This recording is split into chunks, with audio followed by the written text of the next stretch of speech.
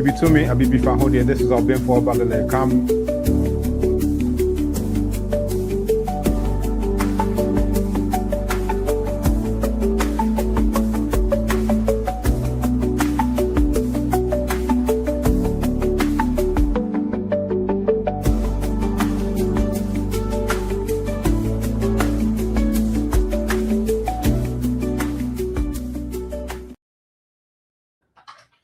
Abibitumi, Abibifahodia, this is all been for about the come coming at you live from Abibitumi headquarters here in Ghana.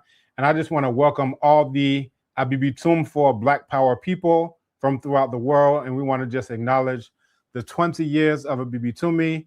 And tonight we have a very, very special gift for you coming out of Chad. You know, that's where the actual production is from. And then our cinematographer is actually already backstage, and we are very excited to have him. Probably, not even probably, the best cinematographer in the entire Kemet, the Black world. This is Abraham Halibiru, multi-award winning cinematographer. And this is one of the few films that, as I'm watching it, I'm thinking about the cinematography, even sometimes more than what's going on the screen. So again, this is more than just a screening. This is the launch of an institution. This is the Abibitumi Film Club. Some of you may be familiar that back in the day, we would do the Institute of African Studies film series. We did the Abibitumi film series. This is now the Abibitumi Film Club, and it's just going to be a blacktastic opportunity for us to come together with directors, actors, producers, those who are actually involved in making the films themselves. And they're going to be on for us to be able to ask them, why did you take this shot? Why did you do it in this way? You know, what was your thought process in terms of the lighting, in terms of the sound? This is actually going to make us, you know, better where it comes to the content that we create and, you know, putting it out to the Black world. So this is just going to be a Black amazing opportunity for us to have to actually talk to, again, multi-award winning FESPACO cinematographer Abraham Halibiru, who's coming straight out of Ethiopia, you know, for this evening's event. He has excellent camera quality, by the way. You know, just gotta, you know, if you got a cinematographer, you're gonna expect that his camera quality has to be, you know, on the up and up. You know, it's not like, you know, Nigeria cameras or anything, but, you know, let me not go into any of those types of things. That's an inside joke for those who are just watching us. So nothing against Nigeria. So this is cinema, you know, cinema. It is discussion. It is memory. It's critical thought. And tonight's film is Abuna, Our Father. And there's going to be a lot of emotional significance to this. Some of you may be familiar or aware that my own father transitioned, Onuwara. His father transitioned, I think, maybe 5 or 6 months after my own. And, you know, we're going to talk about that as well. And we're also going to introduce the broader anniversary series, right? This is of the 20th. So yesterday we had Uche, who was hosting, and this was a 20 years of Abibitumi. It was a blacktastic, blacknificent, blackerific job that she did. We had so many, you know, come on who have been with Abibitumi for 15, 16, 18, 19, 20 years, you know, so forth, just different, you know, time periods. Some were relatively new. Some had just, you know, been with us for 4 years, 5, 8, different, you know, durations. But what was very poignant is that everybody talked about what Abibitumi meant to them. You had people who got married because they met in an Abibitumi class. You had those who formed lifelong friendships because they met on Abibitumi forums back when forums was a thing. Just, you know, all of these different things. So, you know, there's just a lot, you know, as far as that goes. So the tone of the film itself is quite reflective, quite communal. It draws you in. It puts you in the mind of intergenerational, not just in terms of what's happening in the film itself, but also in terms of the storytelling and things along those lines. So, you know, we want to begin today as we always do. But before I do, you know, as I go and get the water for libation, you know, maybe we can just have just a little time to think about what Abibitumi means to us. And, you know, again, Abuna as part of a continuation of a much broader, film series that we do. So I want to just, as I go and get the water for the libation, if I can bring on my brother from another mother on the water to share a few words. And look at him. First of all, whose lighting is better now? Whose lighting is better? Oh, your lighting is actually good. My lighting. Your lighting is actually quite good. Even as you said that, I just decided to turn on my lighting. But I'm gonna let you take off the screen as I go and get the water for libation. But your lighting is actually vastly improved. Dalo, my brother, Dalo. Welcome to the first ever Abibitumi Film Club. Very excited. Myself, actually, I first met Obemfo when I was coming to screen a film at University of Ghana Institute of African Studies. And we were screening a film of mine, and that's literally the first time we met, almost 10 years ago.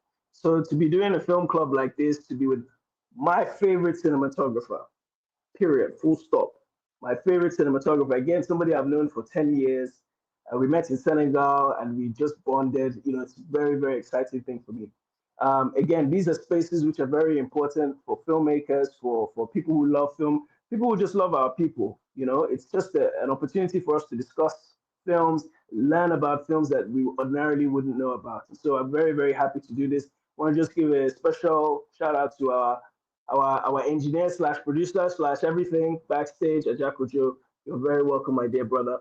So as a Benfo preps for the libation, I want to just quickly say to everybody that remember this is a weekend long of celebrations. As Benfo said yesterday, we had the 20th anniversary. It was an exciting experience. Today, obviously, we have the film club. Tomorrow, we continue with the launch for the conference and the film festival. So look forward to that, or hear about all the exciting things that we have planned, but also look back at what we achieved over the last few years.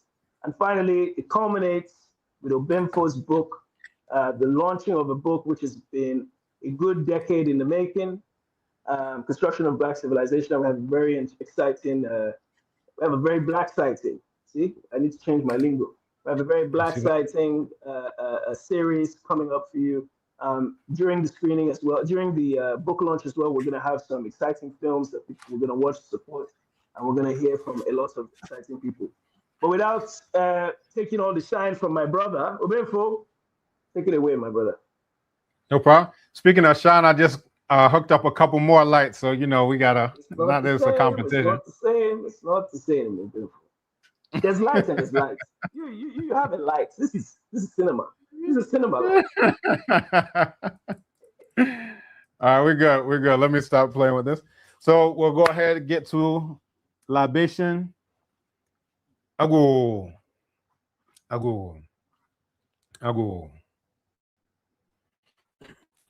Otumfa already yonko ponchiro ponkwame chiro nsino ma onsio. Asase yampone no mo asase adumo so adwene de mefedie. Aboso nya so modo so nti yintimi mo ndi baako na so yefe baako de from nyina. Na broko adaw na ndam di adjiman. Aso djube so bo afoso djufo. Mu nyina afre tifin fo apia to aye mu na ammra. Mu na medjumosui. Ometutu, ile tutu, oyi tutu, ona tutu. Tutu la roye. Iba lodu mara terra kaye, iba gbarumo la ojukotun, iba gbarumo la ojukosi. Iba rumila barakwetu. Iba ifa akere fitisho ogbon, iba akoda iba sheda, iba dabalutufe, iba megbon lo de remo, iba baba, iba yeye, iba atiyo ojo, iba atiyo oorun, iba tomode tagba, iba gbogbo àwọn èèyàn dúdú tí wọ́n jà láti gbára là lọ́rọ̀ wọn ta òyìnbó, iba Ọ̀ṣun, iba Ògún, iba Yemọja, iba Ọ̀ṣọ́ọ̀sì, iba Ọya, iba Ṣàngó, iba gbogbo yín òrìṣà pátápátá, iba ọ̀kànlénírínwó. Yẹ nanu no mo nsamanfo, yẹ frɛ baako yɛ fomina, asenefo nsamafo, ɔgɔnofo nsamafo, ɔtɔnofo nsamafo, asekyirefo nsamafo, bretufo nsamafo, ɛkɔnofo nsamafo. Mu nyinaa mommra medwumosi. Nane de nsere kai no, ene eye fieda anwumre, yesremo kwana okwan hosan, yesremo nimde ne nyansa, yesremo nkosono nkonim, yesremo mpunti na dom ne bibia ba da pa ba dom be ne chira be nkoso. Yese nyam bibi wo soro no mo nsanka. Yese wufro de apa na ye pian. Ena ye be yi abuna a ye ahwetie kase a efri Chad a de otwa ahwetie na nkasa na wo Ethiopia a obeka yensa enyumre I from Ibrahim Halibiro mo shirano also ha mokra mo na nsika ma nimfra ma yesonsi ma yonkote wu ma boni bia nsi ekwem ma bibia be ya de boni ma ensi ekwem kura san se ye na ekonkoden e de ma Abibitumi ene Abibifa ho de eni so ade hu no a ye de ase eni so ma bibia nkoso toten de ama ye we na asere modawroma mo gina achigina pa san se se atuo se enya achigina fo a na eto enti sere ye ka no mo mbuayen awo kwanyasi na aso manu wo badiasa man wo awia man wo anajo man wo kra na so dachi bia man koto na no siedo na ye ya paya na ya boyidin wo apai no mo ye sra modawroma afida tamfo bia ka no nkona bibifo digade Abibitumfo digade ayi na ye digade oboni brakra man ye onhwa so potone ko fa na je pade domum odan shana so na ase na nka bako we na sra modawroma amen amene nu na na ke he si abu heka muyina atum shoot have no geb no I saw a set setech nebe ho muyina momra me demonsui na mo shrine yina nkoso one we na so modawro mesua momami hu mo shrine na kose ebye all right black tastic Sure. My so brother, that should put us into the spirit. Yes. Put us into the light. I put more lights. I have more lights, by the way. So throughout the show, I'm going to be adding lights. Every time you see me, you will see more lights. Every time you say I just added one, just on the more handsome, you can see how Okay. So this side is the okay. In fact, you looks like you are using a torch. Me, I have lights. Anyway, welcome back this to camera light. This camera look lights, camera, action. The first no film advertising, club hosted by those in the light and those who have NEPA issues. Again, we are here talking about the film Abuda. We're going to be screening it shortly. We're going to be bringing the filmmaker up in a few minutes. But Obenfo, I wanted to just to touch on your point before. Like you said, my father transitioned about 5 minutes after yours. In fact, I remember watching online the ceremony, and then 5 months later, I found myself in the exact same position. But then, of course, actually, Obenfo, let me ask you a question. You know, you were fortunate enough to have your father for, at least 4 decades plus, right?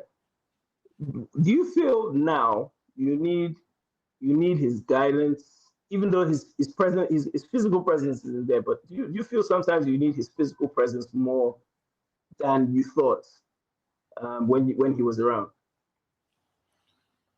Well, I'm actually, this is something that I bought for my father, right? The Bogolam that I'm wearing this evening is actually one that I bought for my father.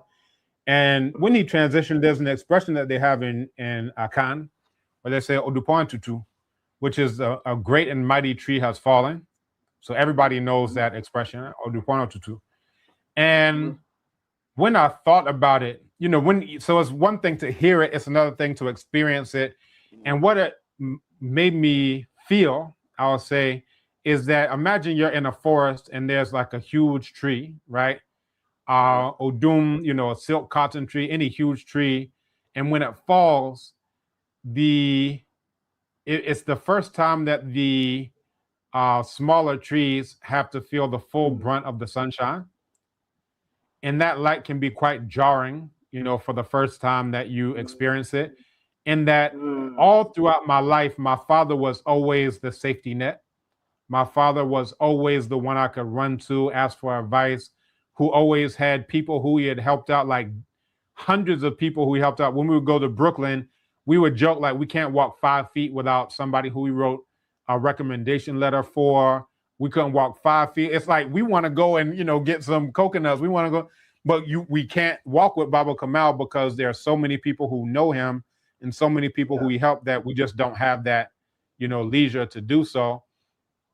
And the fact that the one who needed to help me with arranging his funeral is the one who we're having the funeral for, the one who I need advice on what to do, the one I need to, and we did 30 recordings. We called them the Kanban Kantanka conversations, right? It's amazing for us to have been able to do 30 different recordings and have conversations about everything you can imagine. Yeah. Whether the supreme being has really given us an assignment, the role of traveling and developing one's wisdom in life, like, Yeah. understanding diet and, just everything, every conversation you could ever imagine. We have those. You remember there was one I watched. There was one I watched with you and him, and I commented. I don't know if you remember this one. And I told you I started crying. Did I tell you? I don't know if you remember. It's a few years ago. And at the very end, you looked at your father. You said something to him like you're just. I just have to say, in your own stoic kind of way, you were like you're like the best father ever. And I was the whole thing, and then I watched like the follow up ones to that. But it's just check. I mean, knowing you've probably already researched it and found exactly which video, but it reminded me of that when you talk about your father. Yeah. For me, unfortunately, my father he transitioned at 90, almost 90. Well, the age wasn't clear, but not around 90 is what he was supposed to be, and he had me when he was about 50. So Hmm.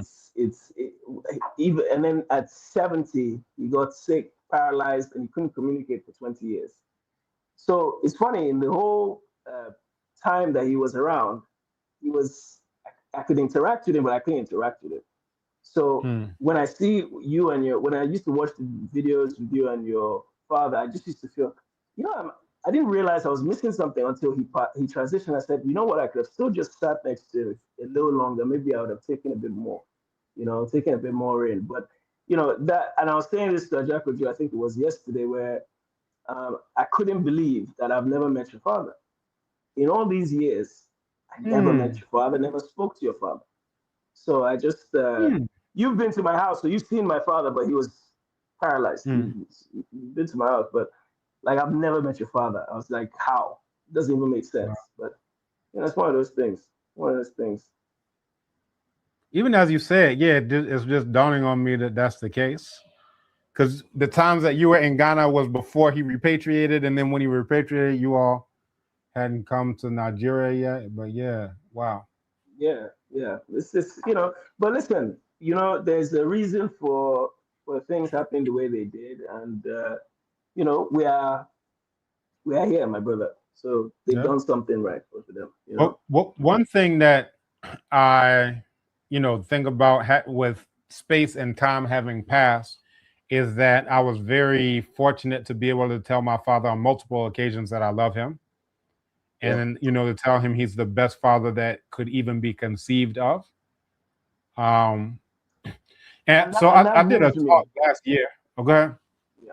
No. Finish what you're saying. Finish what you're saying. So I did a talk last year. I was invited to give the keynote at the. Uh, they did an unveiling of a statue of Baba Omoale, and as some you may know that we did an unveiling of a statue of Baba Kamal in 2024. And Mm. I drew several parallels that both Baba Omoale and my father were the most hated black men in the United States of a murderer for at least a period of time. When I say hated, I mean hated by the enemies who we're supposed to be hating as well, right? But and because of that, there was all type of backlash and blowback and so forth and so on. Both dedicated their lives to their people in the most sincere way that you can ever imagine. But what I said is that the thing that is most notable about both of them is that they were about what they said that they were about. That Mm. sincerity, and then also that they were there for their families. So when we unveiled a statue for my father, it was not just because crackers hated him or he became famous on our side or infamous on their side. And the point that I made was our heroes are their enemies and their heroes are our enemies. So when they say the founding fathers, those are psychopathic rapists, murderers, torturers, genocidal maniacs. That's what they call founding fathers. And recently there's talk about a sister who had to escape from George Washington. That's why it's always ridiculous when people say African American, because American, that's George Washington, that's Thomas Jefferson. These rapists, murderers, killers, and so forth. And then you say you're an African version of that, or you're a Black American, you're a Black version of that. And the fact that America is even named after Amerigo Vespucci, and you have people who will fight tooth and nail, like not all of them, but some people who are like, yeah, I need to change my name to something significant. I'm gonna call myself, whatever. But then on a collective level, we never think, well, why are we agreeing to have the collective name of this cracker? But the core point that I was driving at is that who they were and still are to their families is the reason why their families honor them, and that's the reason why they're deserving of respect, more so than how many of our enemies hated them or how famous they may have been when they gave a speech, this speech or that speech, or how it may have been broadcasted or any of those things. That the reason why you respect them is because of their being, who they be, as Nana always says, as she gets that from Baba Wade, but who they be, and just that sincerity of being about what you say that you're about. That's why you respect a person. There are people who are out on the lecture circuit right now who all they do is they chase after girls after the lecture. They don't. Well, I don't want to give too many clues because people will be like, I know who you're talking about. But you have people who are I guess erudites, or they have whatever kind of knowledge or whatever they are supposed to have. But one thing that they don't have, and most likely will never grow to have, is respect of their children, is the respect of their wives. And that's really what separates someone who's going to be an ancestor from somebody who got famous because crackers put them up on whatever platform. There's a difference, right? We're striving to become ancestors, and we're striving to help others around us become ancestors. We're not striving. And it's interesting. I think about this. I wasn't going to say it, but it reminds me of when we went to the Ancestor Wall in Prom, and Nach Wezu, who taught on Abibitumi for some years, was there as well. And Brother Jerry, who owns the place, was giving a tour to some youth who were there. I think it may have been at the grand opening, and was giving a tour to some youth who were there. And somebody was standing near us and was like, "Oh, look at all these, heroes and heroines and so forth." He was like, "No, not all of these are heroes. Some of them are villains. These are just famous, dead people."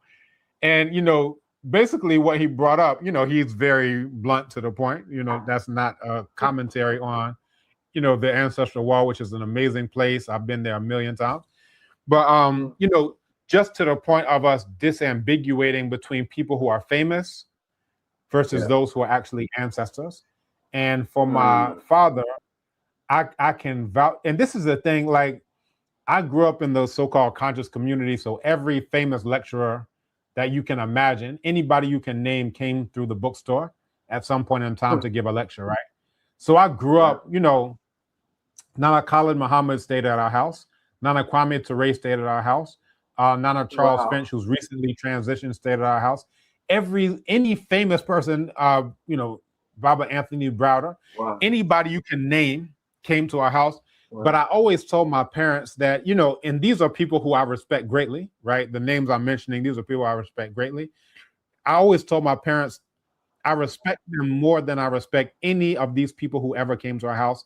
Not that they weren't about what they said they were about, but the people who I can vouch for 24/7, 365 were about Black liberation are my parents. This isn't an act. This isn't a game. This isn't a joke. Where, on the weekends we give these lectures, but every other day we're out, at the sports bar, or we're out at the, no, this isn't an act. This isn't a game. This isn't a joke. This is 365 days a year working on Black liberation behind the scenes when no one is watching. There were things that my father would say, these are things that I always do, things that I never do. And these are things that I even still do to this day. My father was like, anytime I go into a building, any public building, wherever I go into, never hold the door open for a quote unquote white person. To this day, I never hold the door open for a quote unquote white person. There's nobody who's going to give him a standing ovation because of that. There's nobody who's even going to know that, right? that's what he's doing. But he said these are things that he does for his internal psychology and so forth. There, he'll have things where he would be like, I never put a white shirt on top of a black shirt. He's wearing clothes. He has an undershirt. But he will say, I'll never put a white shirt on top of a black shirt. He said, this is just something that I do for my personal psychology. And nobody is going to be like, oh, yeah, let's give him more thumbs up or more likes or more followers. This is just every second of every waking hour, every second of every waking day, thinking about Black liberation. And, for me, my mother, this is something that I'm thinking about recently. So in my closet, nobody sees the inside of my closet. Hold that thought. Let's bring on our guest because we're gonna have this conversation with him. So I forgot we were. It'll be good. I forgot where we were. Yeah, let's do that. Onwara. All right, no problem. I'm gonna finish my thought because I think Nepa. In Nigeria, they call that never expect power always. May have taken his light or internet or something along those lines. He'll be right back with us. I'm just going to finish this thought. In my closet, I have red, black, and green hangers. And my mother was like, nobody's going to see your hangers. I said, I'm going to see my hangers. I'm going to see my hangers. And my hangers are arranged red, black, and green hangers. And I get that type of concept from my father of, these are things that we do that are unsung, that aren't even, we don't care if anybody knows about it. This isn't to get likes. This isn't to get followers. This is because we're always thinking about Black liberation. I think Onwara's back. So I think we're bringing on our special guest, and I apologize for talking long because we're keeping our elder waiting. That's Baba Abraham Haile Biru. So I think we can go ahead and, all right. Sorry for keeping you waiting. I forgot where I was for a second. We started talking about our fathers. Right. So I'm a second now. Dehna? Dehna እግዚአብሔር ይመስገን ደህና ሰላም ነው። ሰላም ነው። እግዚአብሔር ይመስገን። አመሰግናለሁ። Thank you.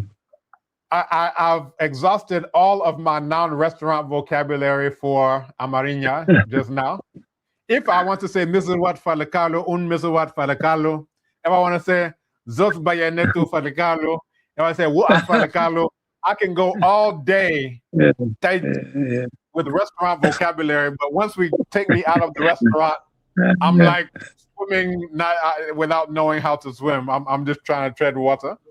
But I appreciate you so much for being with us, Baba Abraham Halifero. Thank you. Onwara, you're back with us. Never expect power always. My apologies. Something just popped out briefly, and but anyway, I'm here. You see, for Abraham, let me just set some rules before we start today's show about this man. See, this man is what we call in Nigeria an enemy of progress. He sees you improving in life. I have better life than him.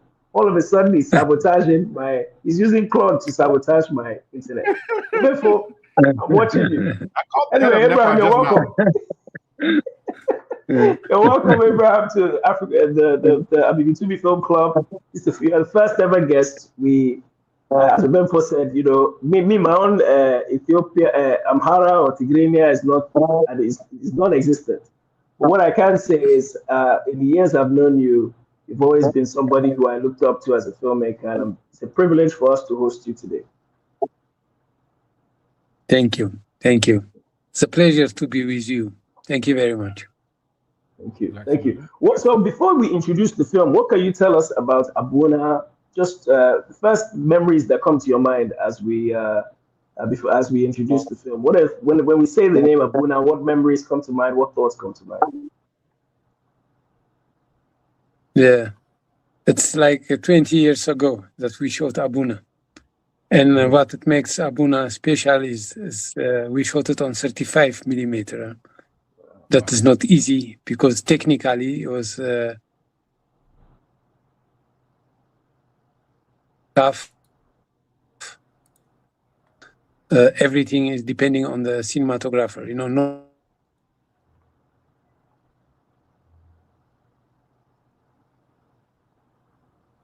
camera you can find it, but in Africa there is no film camera at that time, 20 years ago. Now we are talking about 20 years ago. So that was technically was tough.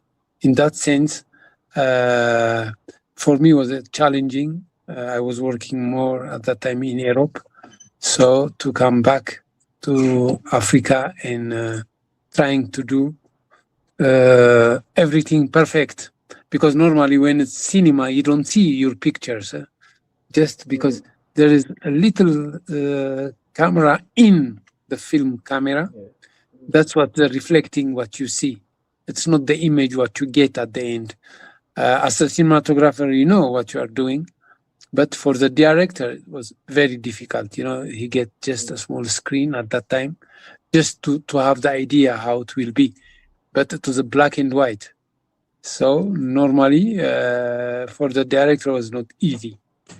In that sense, you know what you are doing, but the development of the movie is in Paris or in Amsterdam or in London. So you get it back after a week or 10 days. So it was not easy for the crew, you know, waiting to see what we are doing. But it is exciting too. Now you have this digital video and image. That's much easier to see it. But at that time was also exciting to do what you do, and then at the end you get the answer from the laboratory, because it must be developed. The film must be developed, and when everything is okay, that's great. You know, it is perfect. And yeah, the memories of Abuna is special, and also for the director Harun, Mohammed Salah Harun. It was his first time on 35 millimeter.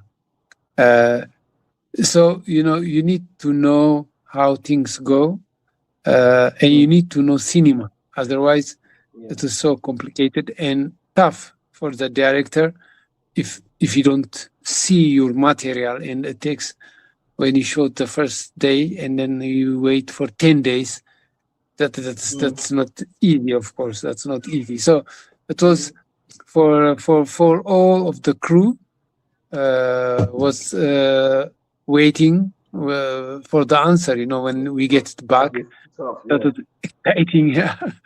As a cinematographer, of course, I know what I was doing, but still, you know, when if something is wrong, can you imagine? Because already you left the location, you are on the third or the fourth location, and then you get the answer. So if something is wrong, what will happen? It will be a disaster. So you need to know what you are doing with all that means. So it was when I see it back, because now people, they don't shoot much on film. So yeah, that's but that memory stays always with me, because I had only one assistant too, Mathieu. Mathieu is from France. We was the only two guys responsible for the technical issue. Can you imagine in other in Europe or in the US, it's a big crew. So we was two guys for the image responsibility. So that's exciting, and that was a nice time actually, if I remember. But it doesn't seem it doesn't look like it was 20 years ago. But we shot it. We shot it like in 2006, and now it's 2026. So can you imagine how old I am? I was just graduated. I was also just graduated. You're just a boy. You were just a boy when you made the film. Don't worry. That time, yeah, that was. And no. Yes, carry on. Yeah, that was a nice time. But you know, for Harun was not. That was his big movie. Everybody was working on that. It is. You know, when we make movie in Africa, it's totally different different than in Europe or somewhere else. Completely different. Yeah, Completely different. Yes. and understanding Yeah. too. Costume, there was only one lady getting all in the sack and walking. Somebody has to do hair for 15 members of the crew. It's tough. It's tough. Yeah. It's tough. It It's was, tough. It's but tough. at the end, the result is so good. Everybody, because it was passionate and everybody want to do it good and nice, even though for the most of them, it's for the first time that they were shooting on 35 millimeter. And some people asking you if you can rewind it and see it, and that kind of thing. So it was so pure. People was like everybody want to see what we was doing, but no, when we say we need to wait, everybody was like, wow. And then everybody every morning is anything, any news, But when we shot Abuna, it was the laboratory was ex machina, so there was all French guys. Yeah, ex machina was that, and I think they don't exist anymore. But ex machina, you need to meet these people before you start to shoot, so to understand what kind of lighting, what kind of color you use. So when they saw me, they were surprised because they thought I was coming from Holland to France to Paris, and they was expecting a Dutch guy, a white guy. I was in the laboratory, and then I arrived and I asked, I have a meeting here with Mohammed Sarah Haroun and the laboratory. And they say, okay, have a seat. And they forgot me because they was expecting a Dutch guy, a white guy. So finally, I asked again, it was almost 30 minutes ago. So please let them know that I'm here. So they made a contact, and finally, the guy came from the laboratory team. And when he saw me, he was like, what? That's not correct. Because at that time, all the cinematographers, there was white French guys or German, or from England or Switzerland or from Holland. So when we met the first meeting, they don't have the confidence. They thought this guy, he can't be well understanding the cinema. So there was like, wow, there are risks. How do you want to do the lighting? How do you want to do the color? And it was like kind of questioning, like when a police guy gets, an suspected guy, like, are you sure? Yeah. Do you know what you are doing? And I told them, I have another choice also, because I said it, I am coming from Holland, in Amsterdam. At that time, we had also laboratory there. I said, I can go there. So if you don't support me, if you don't listen to me, it's easy. I quit. But even though there was no confidence until they saw the first image.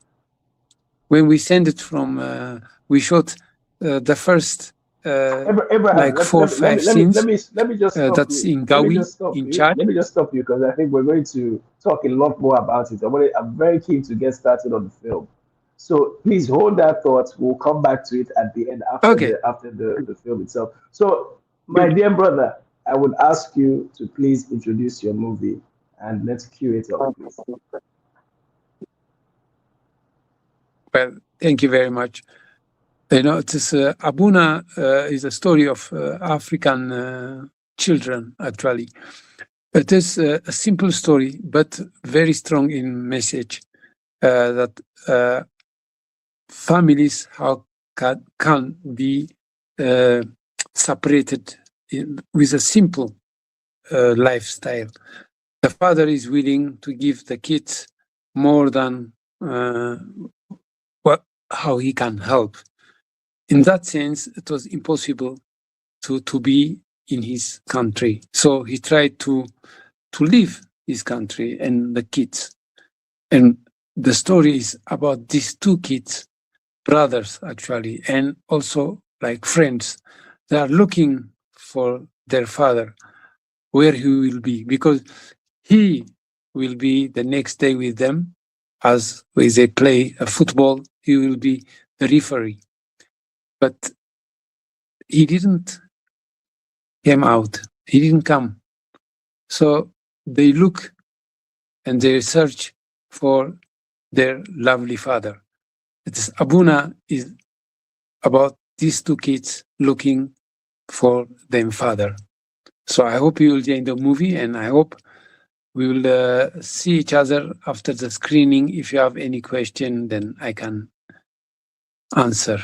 And I hope you will enjoy your movie. Thank you. Thank you, bro.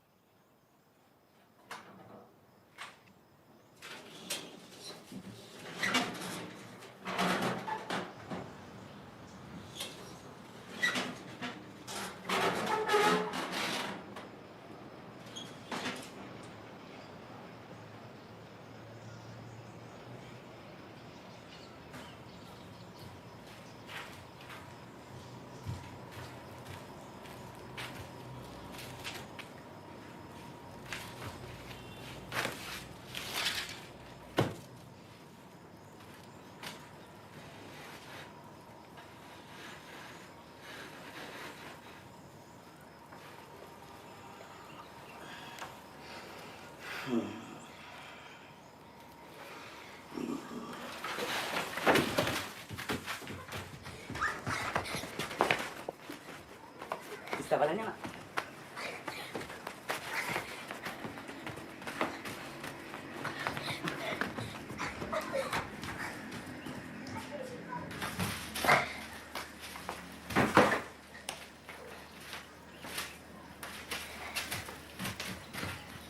Arabida mato bakang. Ziggy ziggy dunding. Aye, ziggy dunding. Aye, yum yum yum. Aye, yum yum yum. Ziggy dunding. Aye, ziggy dunding. Aye, yum yum. Dimanche, le Mali rencontrera l'Afrique du Sud à Kalaï dans une ambiance qui s'annonce d'ores et déjà extraordinaire. Les Bafana Bafana par contre ont laissé les observateurs perplexes lors de leurs 2 premiers matchs. Ils ont tout de même dit Nigeria-Ghana. Les décideurs ont envoyé spéciaux pour vivre tous les préparatifs des rencontres du deuxième. Angkat Alexei.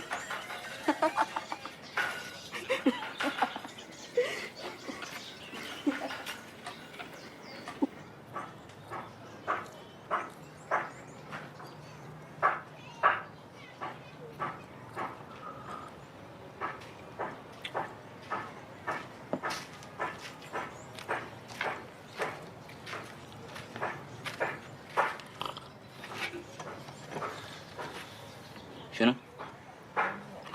لا أجب أبنا ما في. Aku masih kayak biasa sigara garap.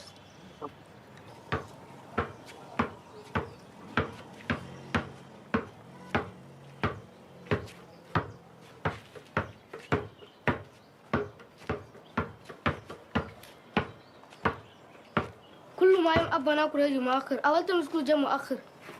أنت ما تغير ربنا. ما تغير كلامي. ما تغير ربنا. يا أمينة أجيب. أجيب أمين خليها أمينة. كان كده أنا مالها في بالي.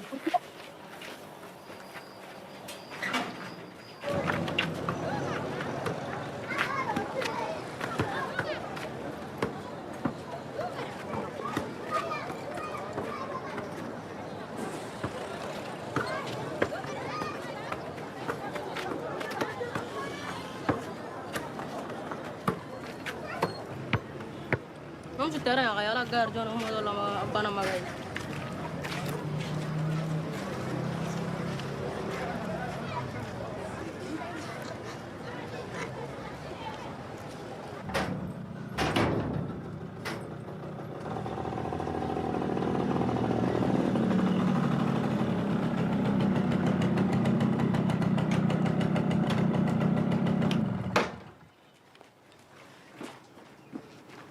Salam.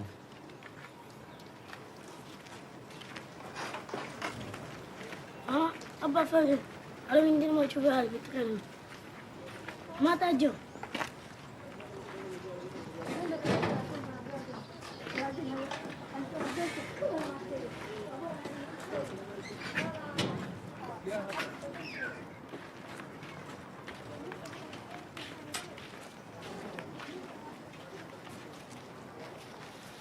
Cio mati gue temen fojo.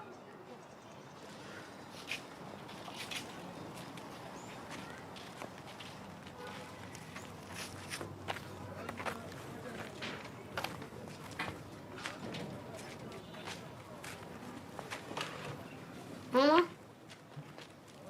ماما. شنو بدك؟ ماما. تدور شنو؟ باش تنتوني؟ أبوك المريض سي مشى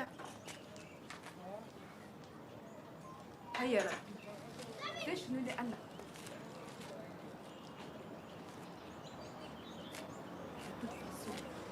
أبوك irresponsável أيه irresponsável.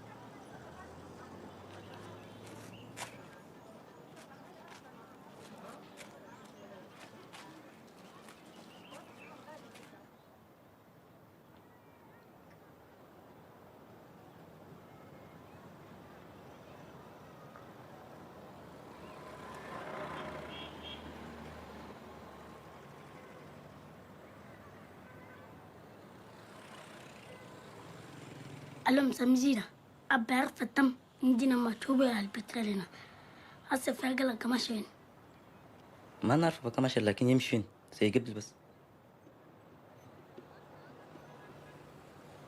irresponsável شنو شنو؟ irresponsável انتي كمان تجيب 5 مينيدو.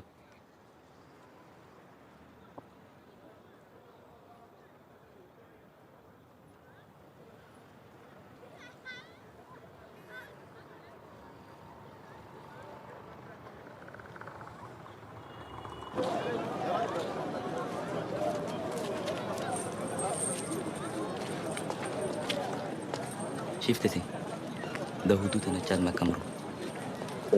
Asa kan nitita pona pala inchi ka barra micha.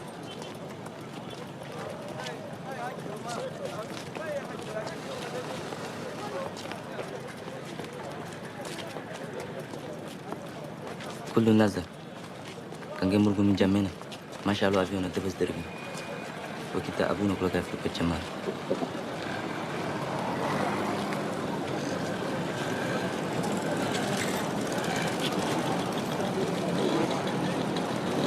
يلا يلا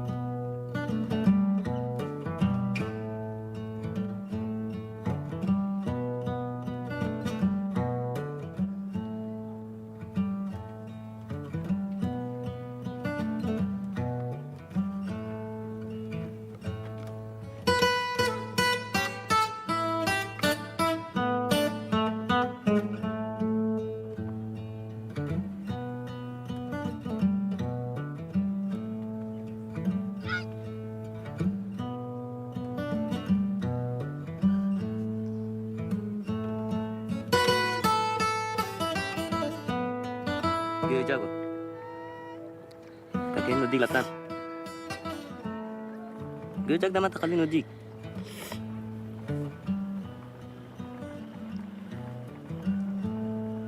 لا اسكت سميزي سيدي شميزي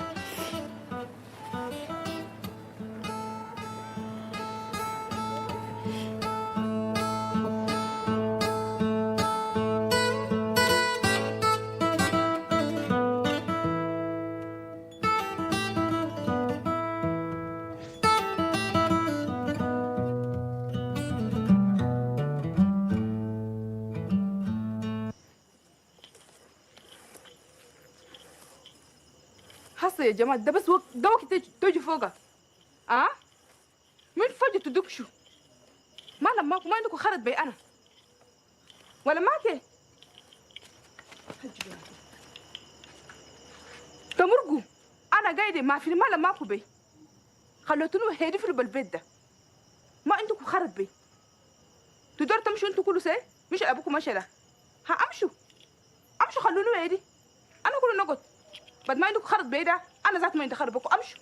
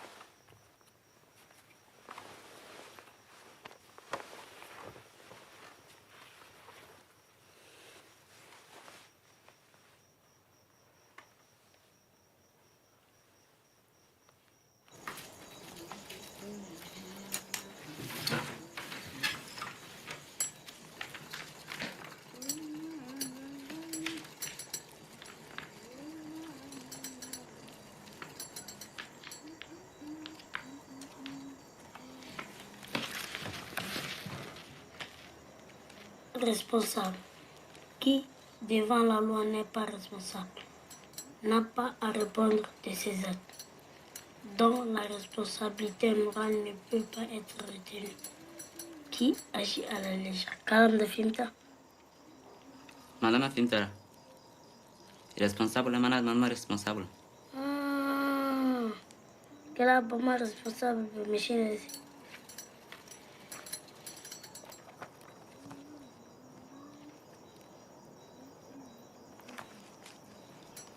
C'est-à-dire t'écris le livre. Ça va la page de Allez l'écran. Ah, maman, il faut que tu Allez l'écran. C'est-à-dire t'écris le livre. Lakin Merci, grand. Lorsque j'avais 6 ans, j'ai vu une fois une magnifique image dans un livre sur la forêt vierge qui s'appelait Histoire vécue.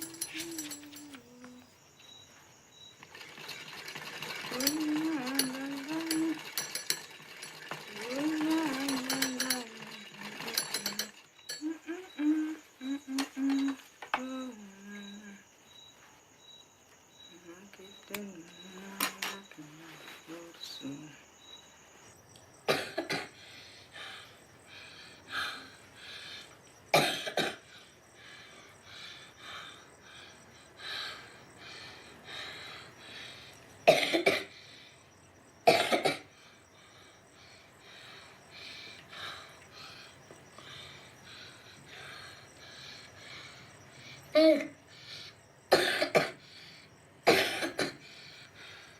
Père.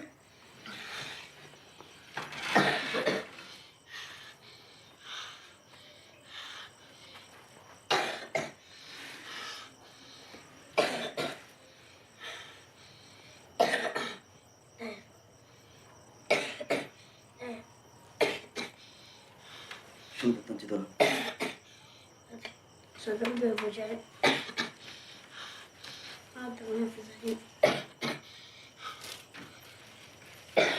Arjana Fatisha mama.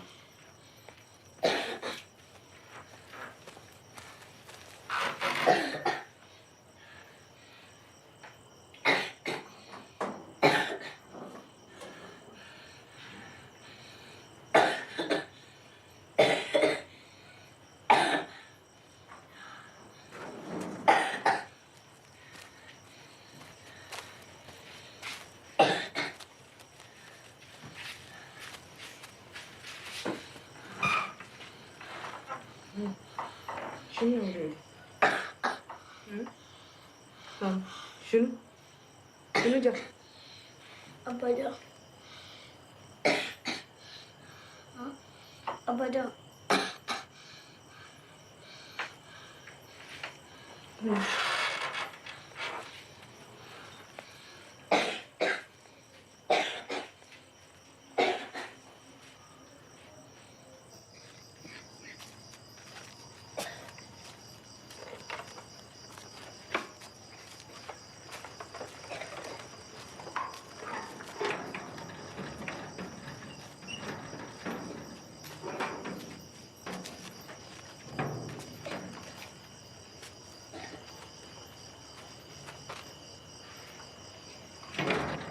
Amine fait une crise d'asthme.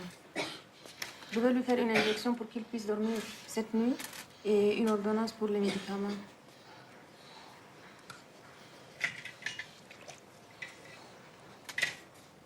Voilà, c'est fini.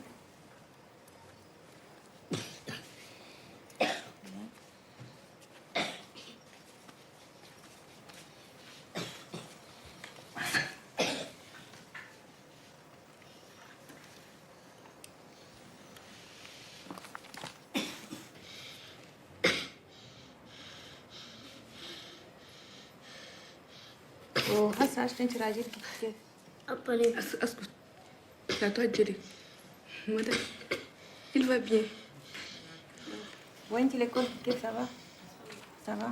D'accord. C'est un bon courage. Hein? Et comme je te l'ai dit, dans une semaine, vous revenez pour qu'on fasse le point. D'accord. شكرا مدام. Au revoir.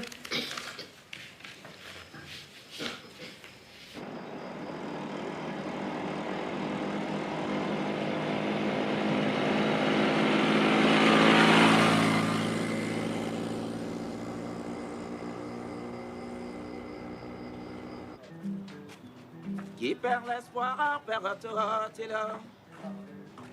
Waidin bayruni galhana sadoge fanani odoko.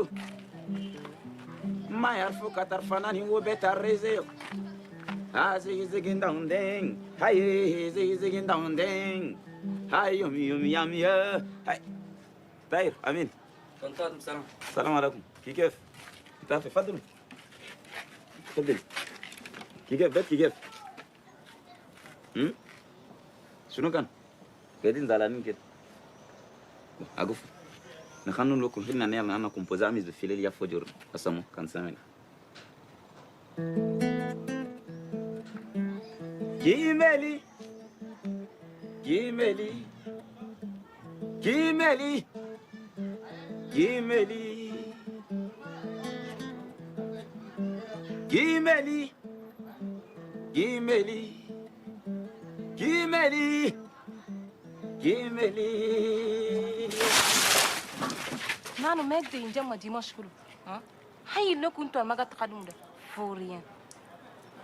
وريت عليكم شنو؟ في دار ما يردوا فنانين.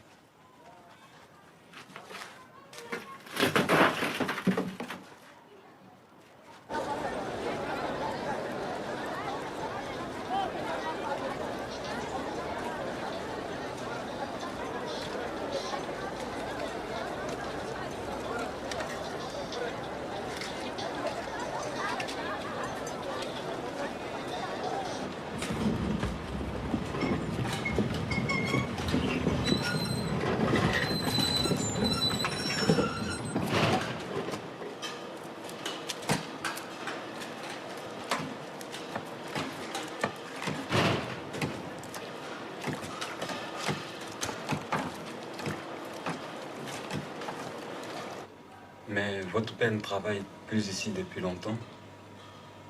Il ne vous a rien dit? Henriette? Henriette? Oui, Ça fait combien de temps que M. Brahim ne travaille plus ici? ça fait 2 ans et 3 mois, je crois. Désolé.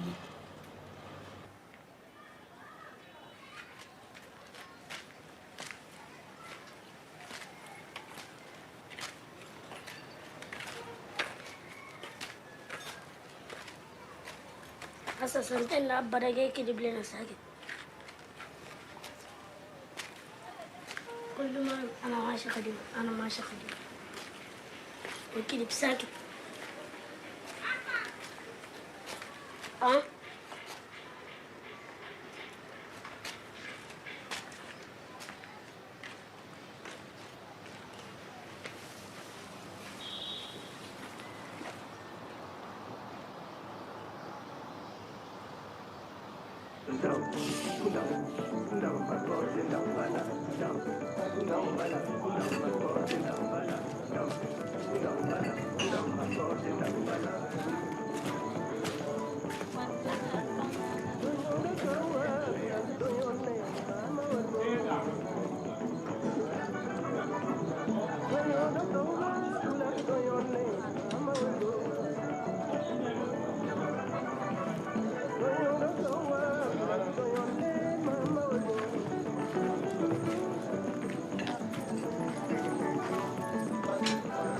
تقول نشرب كوكاكولا آخرها. Kokana shunu.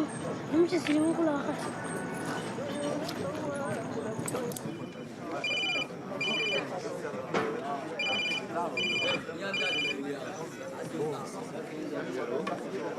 Oui. Bonjour. Bon, je suis au cinéma là. Bon, mais tu me rappelles à la fin. Ouais, bon. Ouais, très bien là, tu es au courant, non? Bon, mais à bientôt. Tu me rappelles plus tard.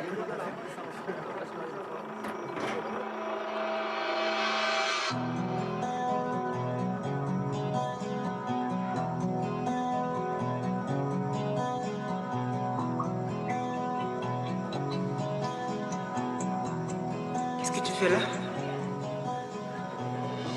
Qu'est-ce qui ne va pas? Tu dis jamais rien. Da patra.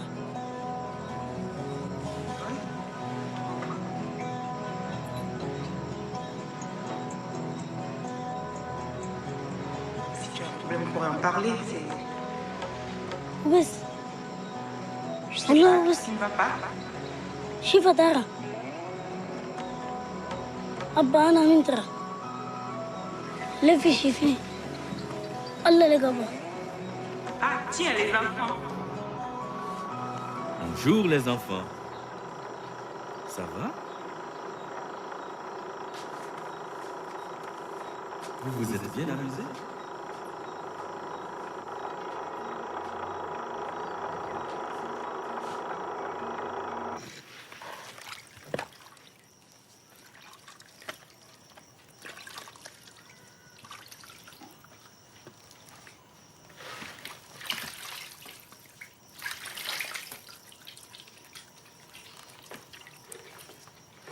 تعرف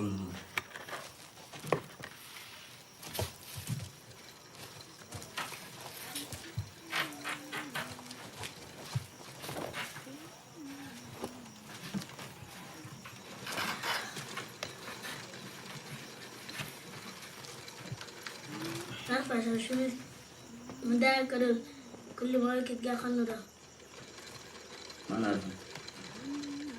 عشان ما يدور النسوان كان فصلة عشان عندهم حكمة.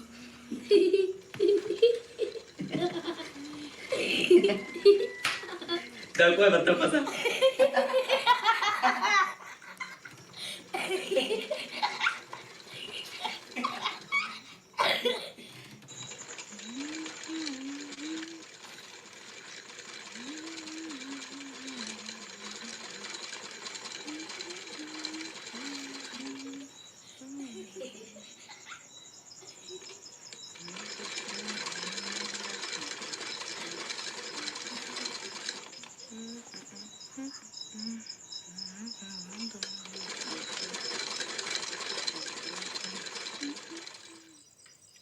Lorsque j'avais 6 ans, j'ai vu une fois une magnifique image dans un livre sur la forêt vierge qui s'appelait Histoire vécue. Ça représentait un serpent boa qui avalait un fauve. Voilà la copie du dessin. On disait dans le livre, les serpents boa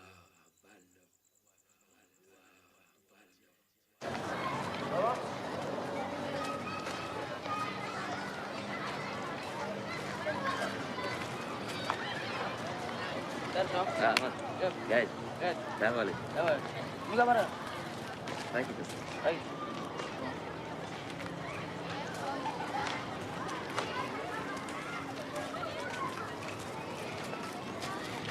لازم أنا أكل بس.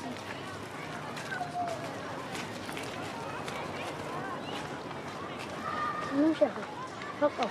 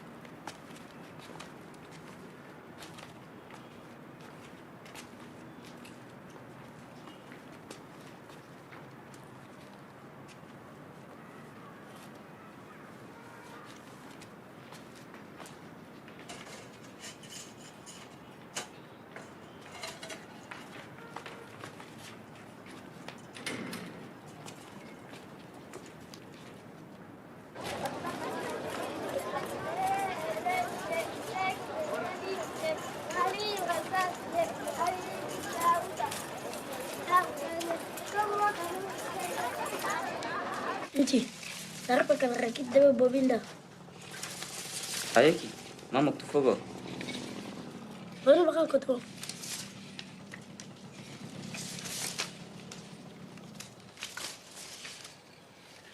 شغل بكتير انا ما أعرف. تتصل شنو؟ ماما شو تأكل؟ مترنا نقرف هاي ترى ماما ما كفهم جرسين. وده شنو؟ ده ماما رفيقي يوسف ده تعرفيه. Yusuf da. Ubas kama pretele.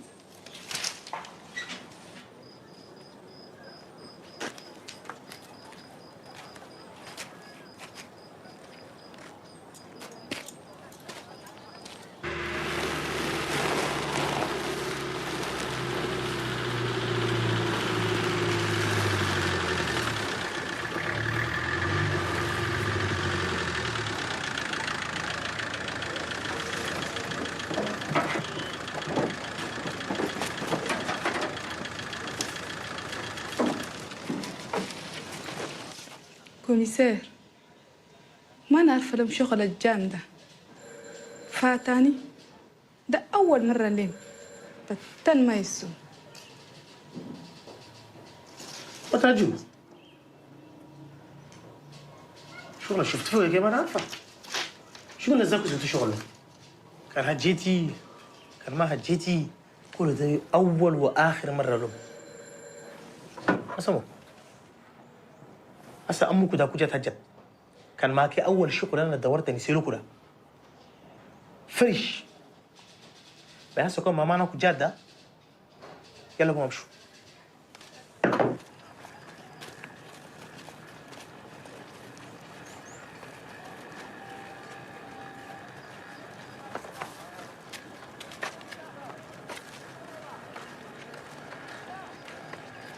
عيبتوني يا إيالي أبوك بفوت وأنتوا كنتوا تسرقوا إيه بشو السلام عليكم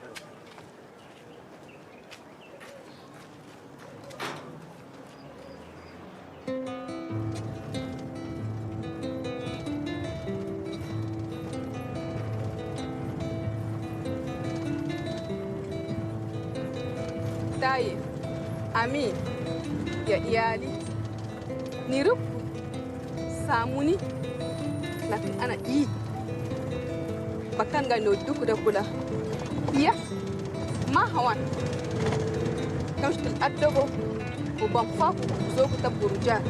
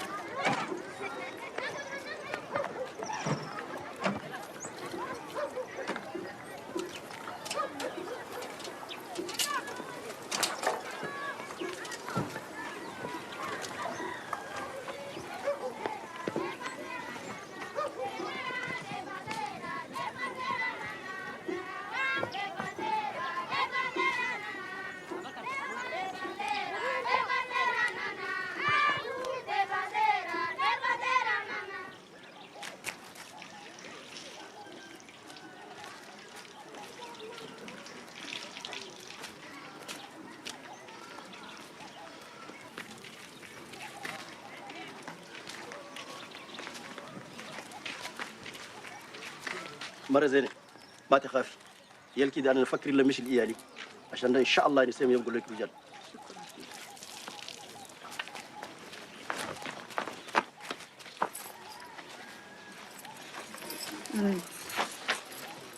ليدي هي شيل صبر الله يحفظك شيء بيجي لك ما في بيجي لك ديما نشوفكوا يا امشوا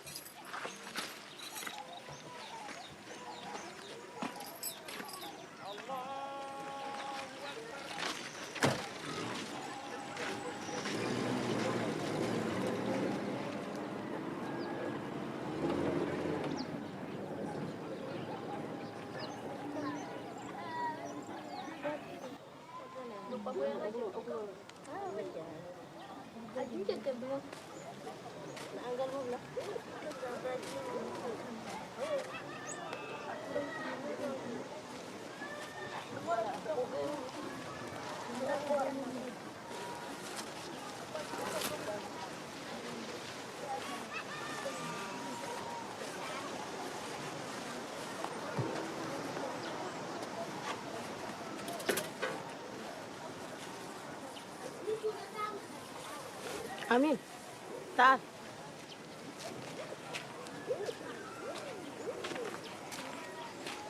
أنت ما لي أنا كله قاعدين ياكل أنت ما تاكل. حبني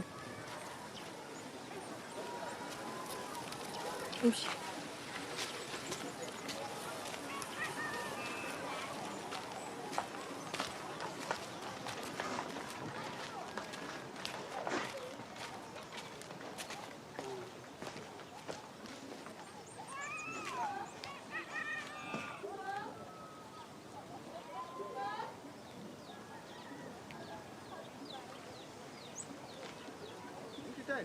نعم. أمكم ما لا جابتكم مكان كان ولا عزيز تعب كبس كل مكان ده الشيء آخر مكان واجدنا فقط غير السلو ما أدري يجيبوا لهم يقولوا يمشي هاجر يجيبوا لهم يقولوا زول أن يأكلوا يا أبوهم كده.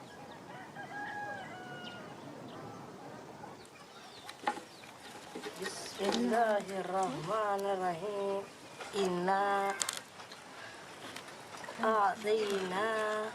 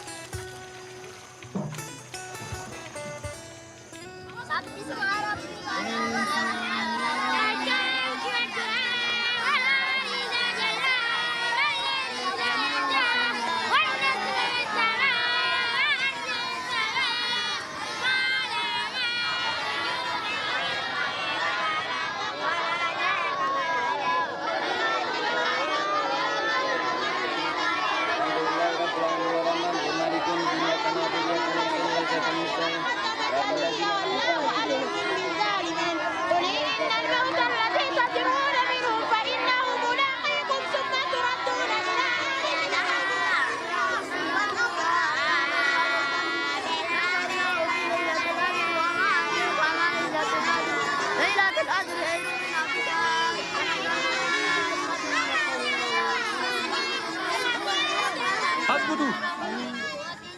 نشيل الفاتحة لأخوانكم الجداد. اللهم يدخل في قلوبهم المحنة والمسامح ويخرج من قلوبهم العنف ويهديهم في طريق الخير والسلامة. سبحان ربك رب العزة عما يصفون وسلام على المرسلين والحمد لله رب العالمين. بسم الله الرحمن الرحيم. الحمد لله رب العالمين الرحمن الرحيم مالك يوم الدين إياك نعبد وإياك نستعين اهدنا الصراط المستقيم صراط الذين أنعمت عليهم غير المغضوب عليهم ولا الضالين. الفاتحة.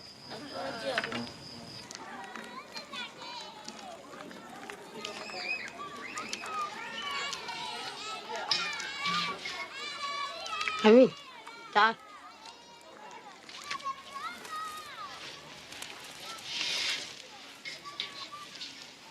تعال قريب. شيل المديد على مسافة 10.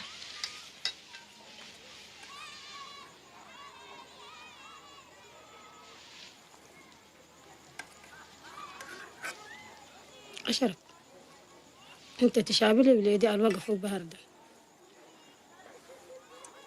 وليدي يقول له اسمه موسى.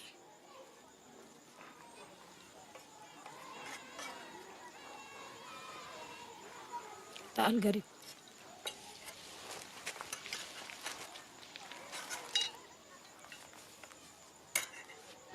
قوم امشي. قوم امشي خلاص.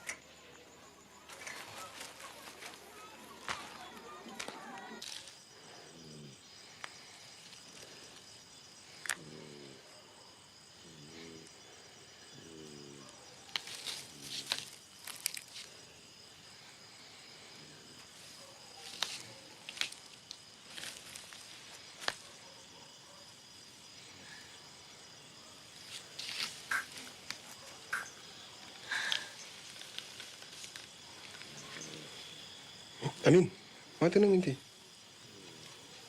Asma kira pada lewat.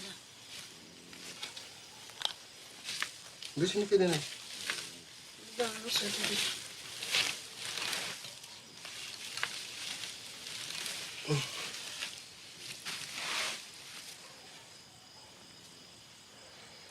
Oh, nung membina pejelasan nunggu aja.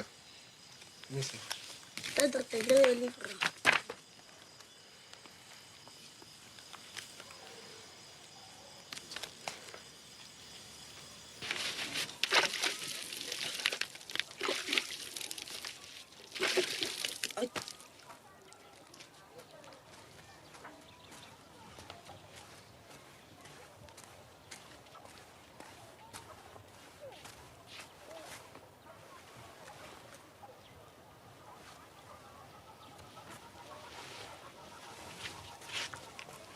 Inchuzum kia tu.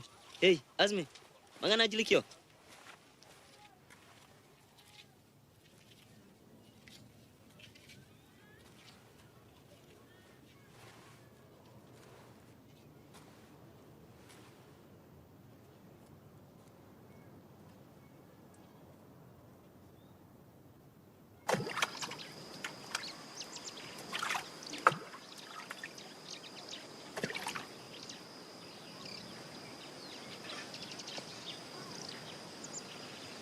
Pakan datar lemar raj. Asa kan sokef kanar. Satu bakal natar lemar. Simisi kan sokef kanar tu mai kamana gudin.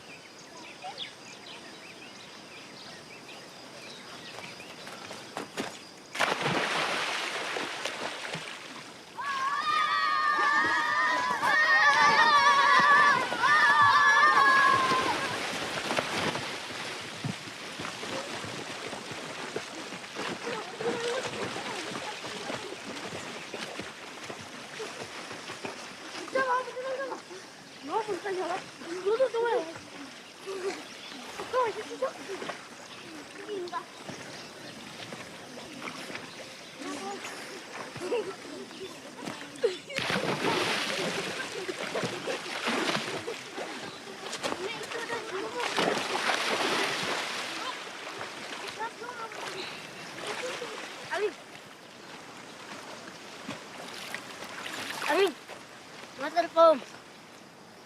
Amin, Amin ke? Telepon. Mau telepon.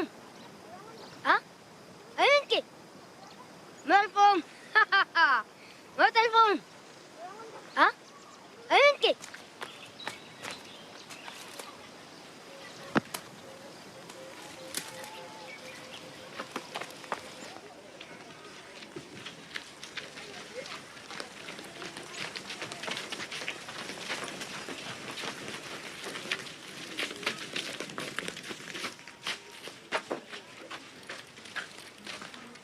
أمين تعالي هربي ده وين انتي؟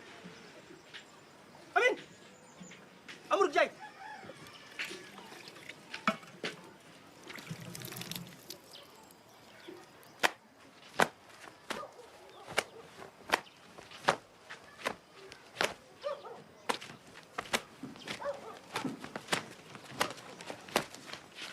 الله النبي خليك، الله النبي خليك.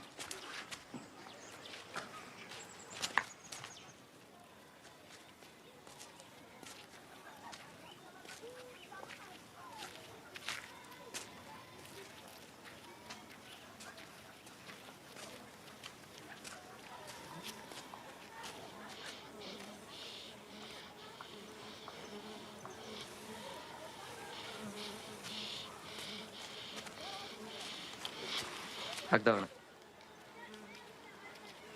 Silagi.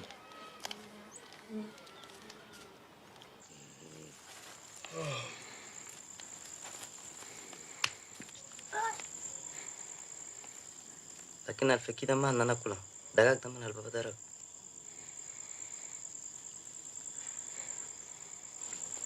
Mundur nugutina. Kana maksiana zata mundur nugutin. Asara. Batrabi pilih. Amin. Amshinum ambak rashan tukun fujur. Mina bain namshu abar ngawin kun fujur. Simisi. Allah sabina.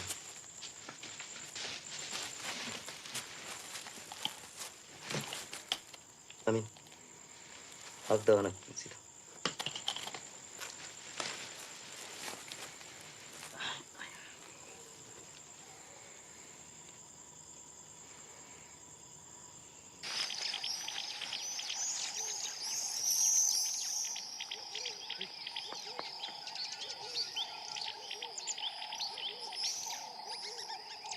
Wenumma? Ah? Magana kila going to?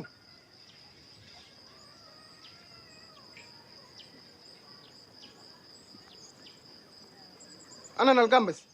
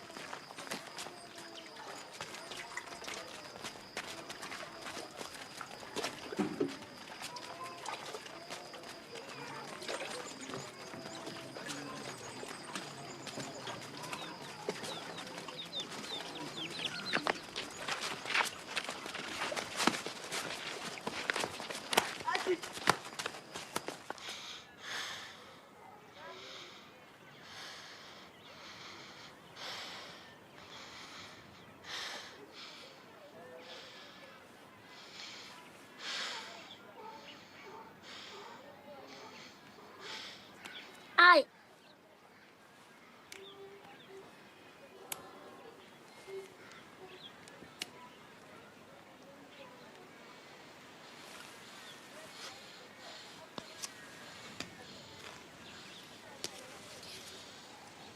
Así.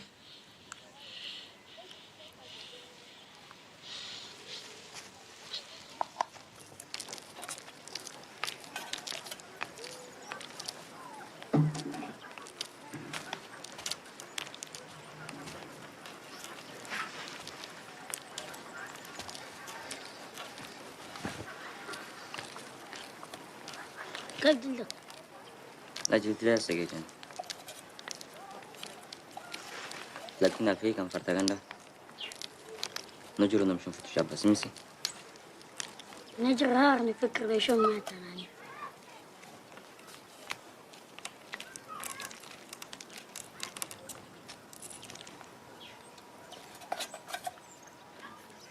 Ini dia tuh.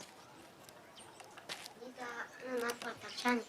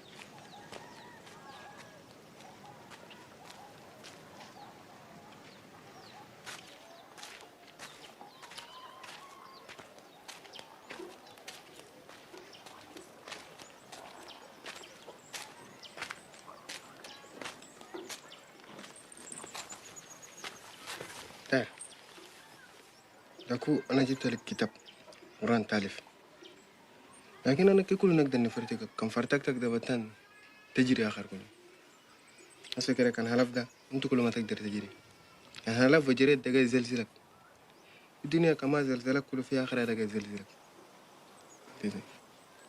لا ما خسرت تالف كمان تقول شعر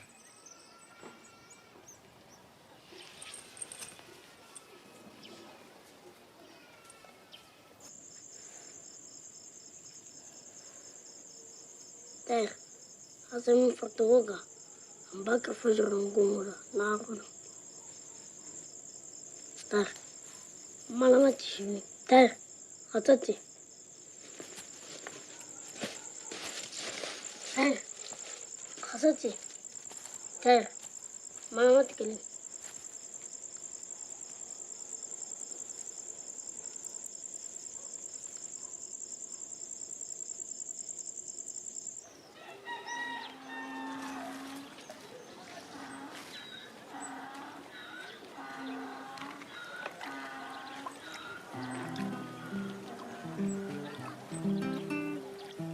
Ziggy ziggy dong ding, aye, ziggy ziggy dong ding, aye, yum yum ya, aye, yum yum ya, ziggy ziggy dong ding, aye, ziggy ziggy dong ding, aye, yum yum ya.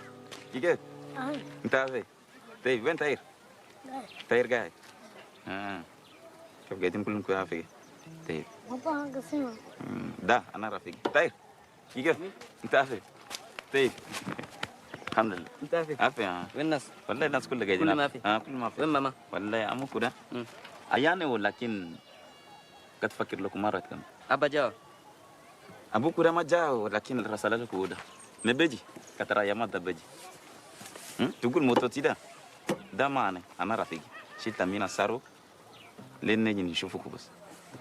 أنا مش ناوي بشيء كه. أسا. أسا. نمشي.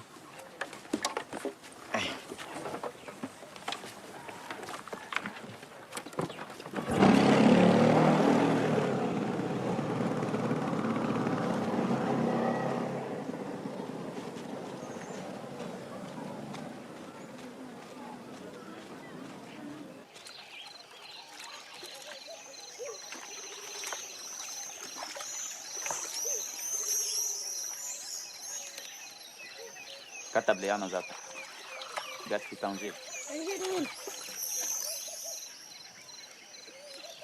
ليش بكنا بقرا لكن برا سنة. ده بس تنجيل في ماروك.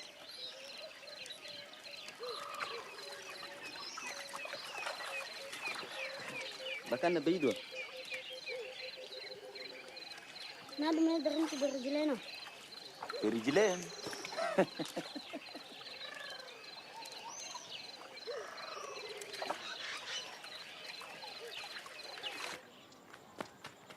ماما قاعدة أفهم. أمك قاعدة أفهم. قال نهيبكو.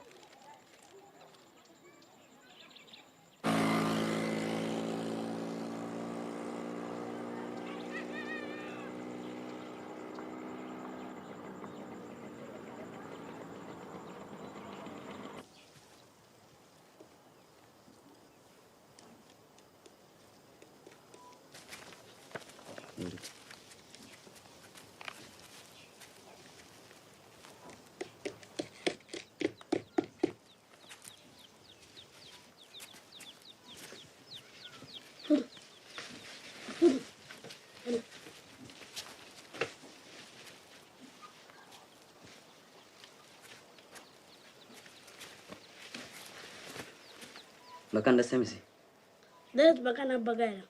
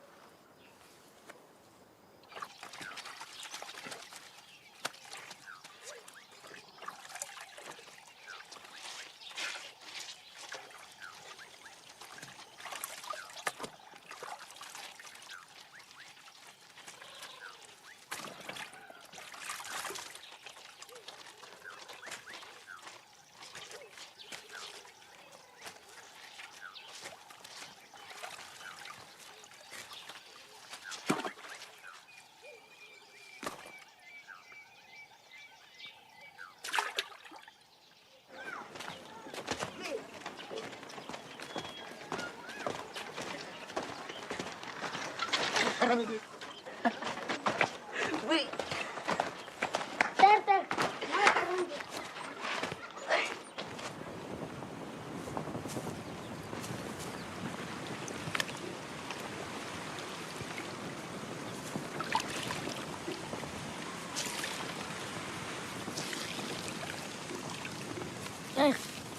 Bakar من وجهي.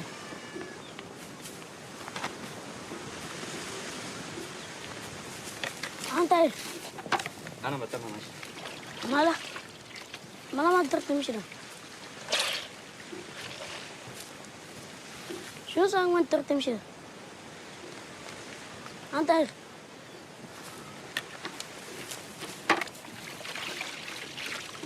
هديك أنت ما تقدر تمشي. ما تقدر تمشي أنت. غطى خافك. ما تقدر تشيل أبا. وأبا كان يدورني نمشي خلينا.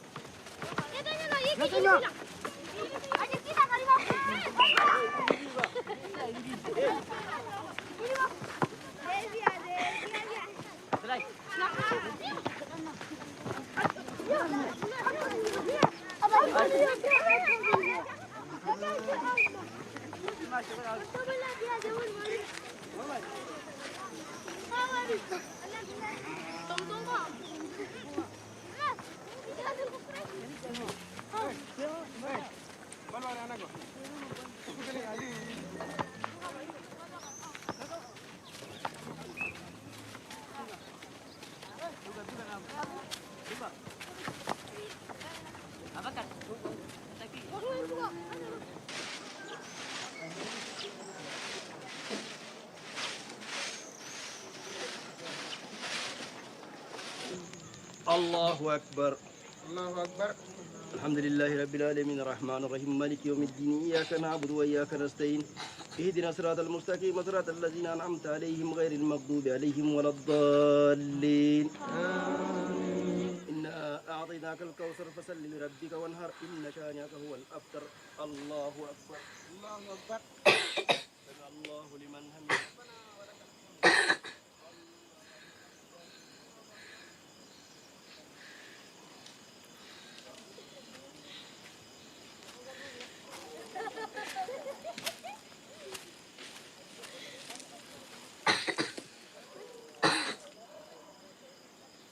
من نفسك كيف جلدك؟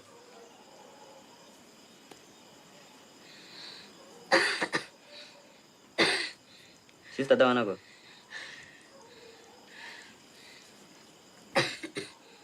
Malam masih tahu. Mari kita. Mali kita. Mali kita. ده ولا هلقى شغل في البيت ده بدل ما يلاقي.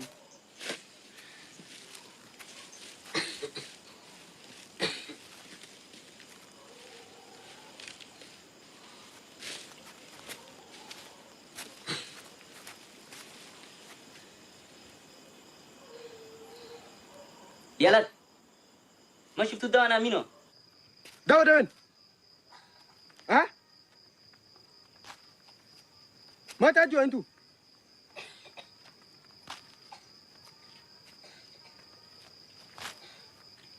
هاي دواء ده وين انت؟ راسك شنو ده؟ ما تأجوا انتوا؟ ها؟ هاي حسن أوريسي هناك دواء ده وين؟ ها؟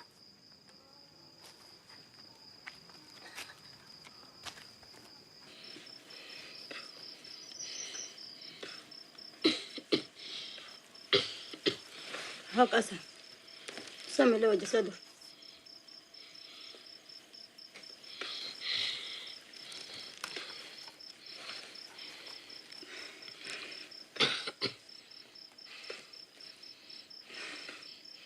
أبدا رنا بس رؤية. Ayo terima. وما لا مشكلة تقدر تقرا ليبرا.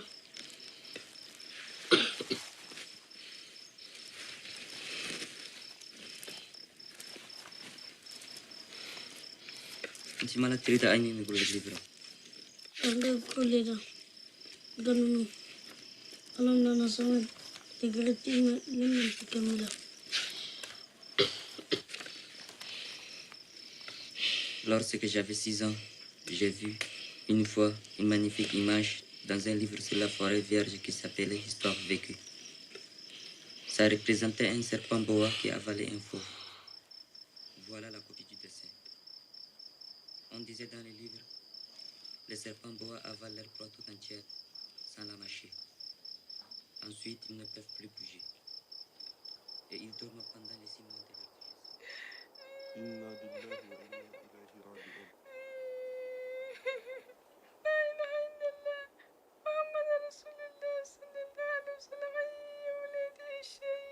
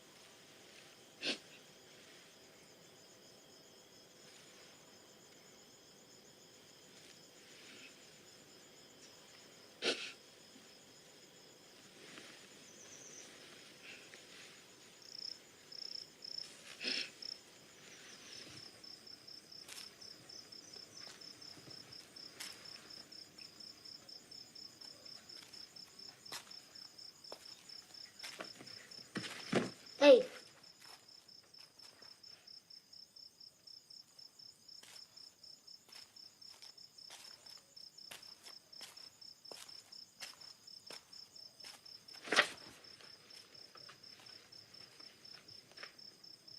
Digital تعرف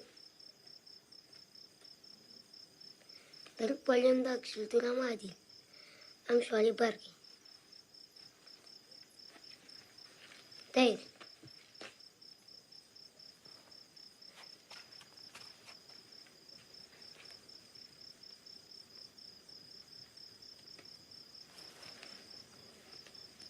ثاني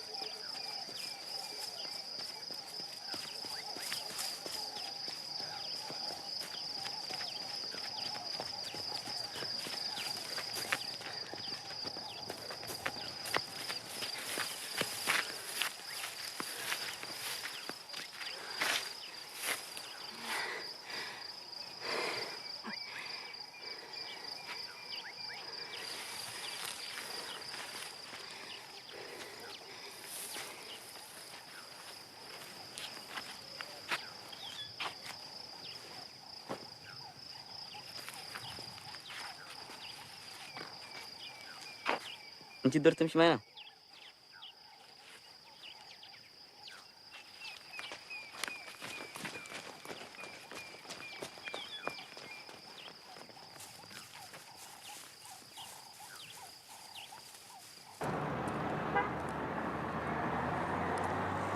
أنا عندي 15 سنة. أنت كم؟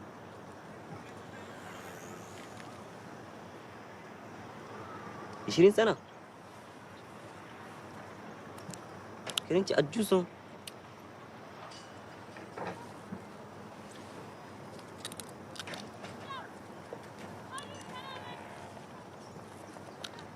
اوكي.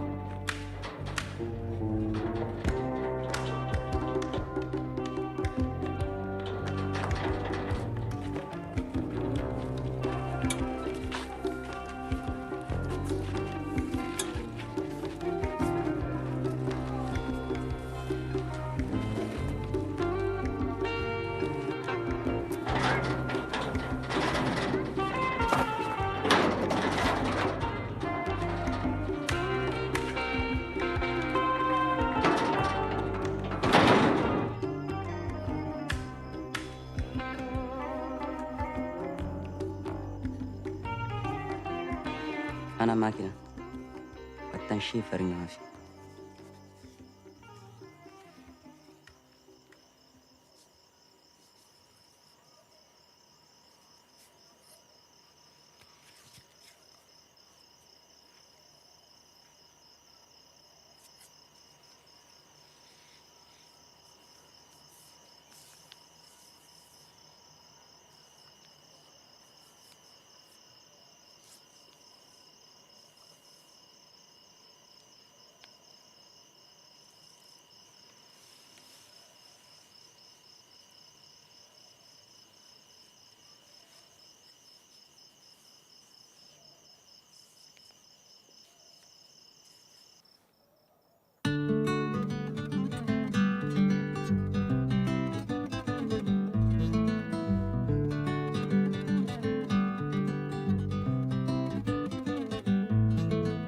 Jamena ya gakeling ni jawo. Jamena ya gakeling ni jawo. Jamena ya gakeling ni jawo. Jamena ya gakeling ni jawo. Ya jisai sai sam a ya ajite. Jai kebor ani maye manon ya kana. Ya tarabina godo na ja. Rekara rebi. Ya yara mumia ya jesaka. Jameno ya go owo. Nonte Maria San Nonti Nonsa Jameno ya go owo Amuna tu sari ani koloni jai musi non yasa Jameno higa kilin ni jawo Jameno higa kilin ni jawo Bayere yenwa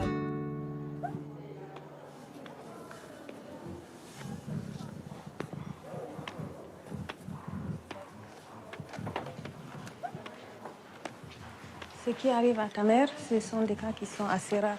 Mais ta mère va s'en sortir. On va la garder un peu ici. Mais ce dont elle a besoin, c'est de repos et puis de soins. Mami Chotini? Non, Mama Chotini. Mama Chotini, mais seulement, tu dois avoir une toute de la souvent, ma taraba ou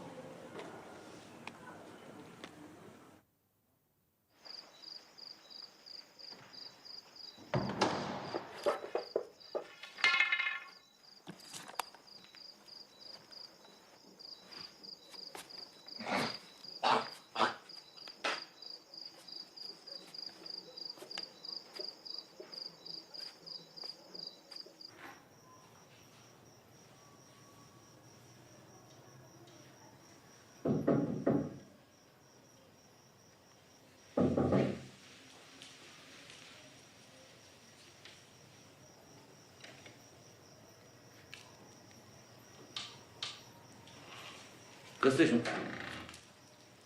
Hein?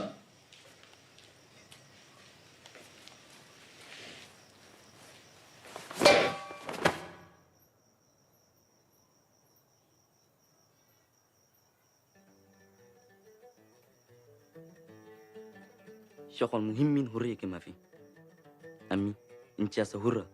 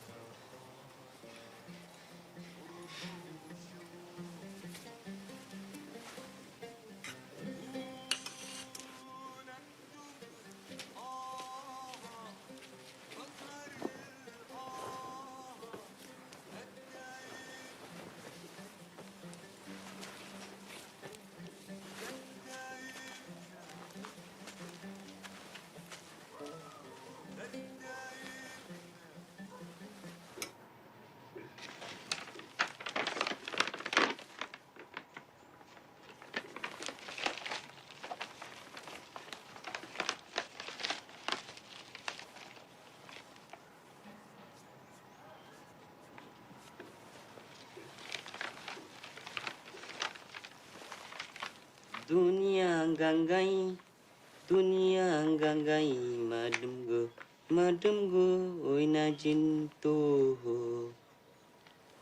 Dunia gangai, madam go, oina jinto. Dunia gangai, madam go, wana jinto. Dunia gangai, madam go, wana jinto. Ketem de mamra kila gursu. Mak madam gangai, tia garandra ma visita. Indogi, wala dunia batum kogo. Tupamun late, tia gemala, mana. Dunia gangai, madam go, oina jinto. Dunia gangai, madam go, oina jinto. Ketem de mamra kila gursu. Mak madam gangai, tia garandra ma visita. Indogi.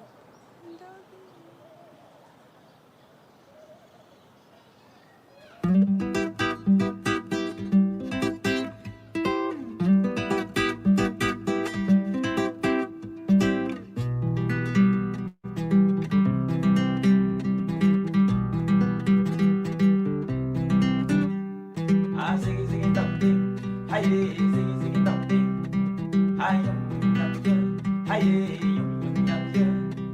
Ah, ziggy ziggy dum ding, hi ziggy ziggy dum ding, hi yum yum yum yum, hi yum yum yum yum. Ah, ziggy ziggy dum ding, hi ziggy ziggy dum ding, hi yum yum yum yum, hi yum yum yum yum. Ah, ziggy ziggy dum ding, hi ziggy ziggy dum ding. Hi yum yum yum yum, hi yum yum yum yum. Qui perd l'espoir perd tout tilo. Qui perd l'espoir perd tout tilo. Waide bayuru ne galgana salo ge fana ni otoko. Waide bayuru ne galgana salo ge fana ni otoko. Maya foka tar fana ni ope tar rize. Ah zigi zigi dum ding, hi zigi zigi dum ding. Hi yum yum yum yum, hi yum yum yum yum. Ah ziggy ziggy dum ding, hi ziggy ziggy dum ding. Hi yum yum yum yum, hi yum yum yum yum. Qui perd l'espoir perd tout tilo. Qui perd l'espoir perd tout tilo. Allah au nebi, donne-moi la dernière chance.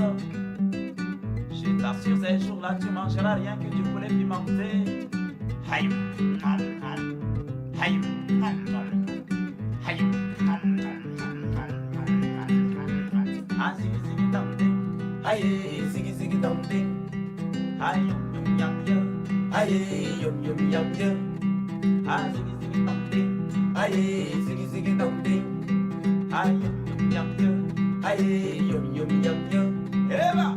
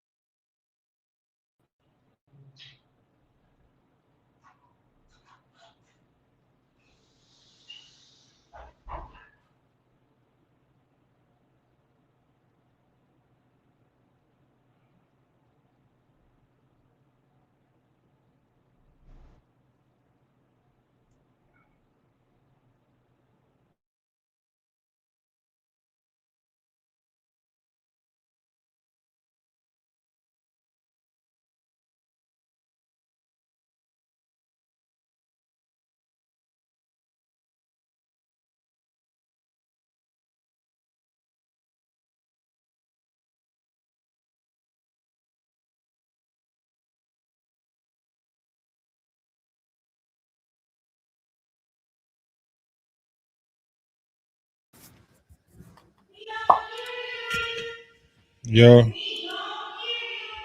Yeah. Yeah. Can you hear me now? I go. Can you hear me? All right.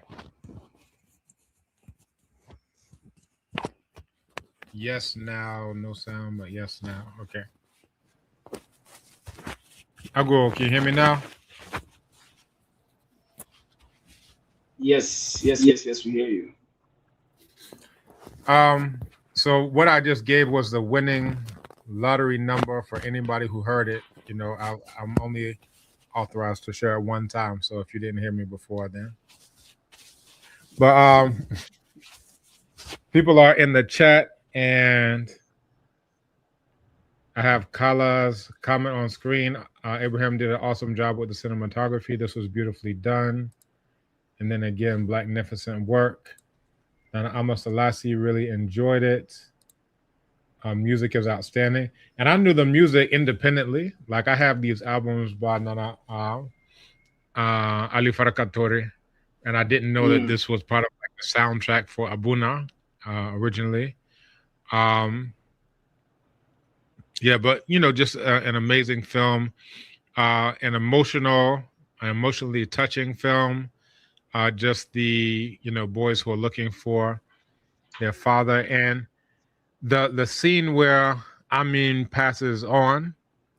It makes you think you have to use your brain to figure out what's going on, because it's shot in such a way that it's not showing you what's happening. And most films are for dumb people.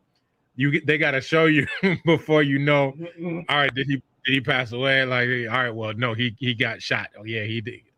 But it leaves it to your imagination, to the point that when I watched it, I had to go back, because you see, the sheet covering as the body as the elders are moving, and then it pans to the brother who's sad, and you know that the night before they were reading the story, you get the view of the window that's coming out, and then you hear her crying, and you just have to. And the thing is, it's not on camera.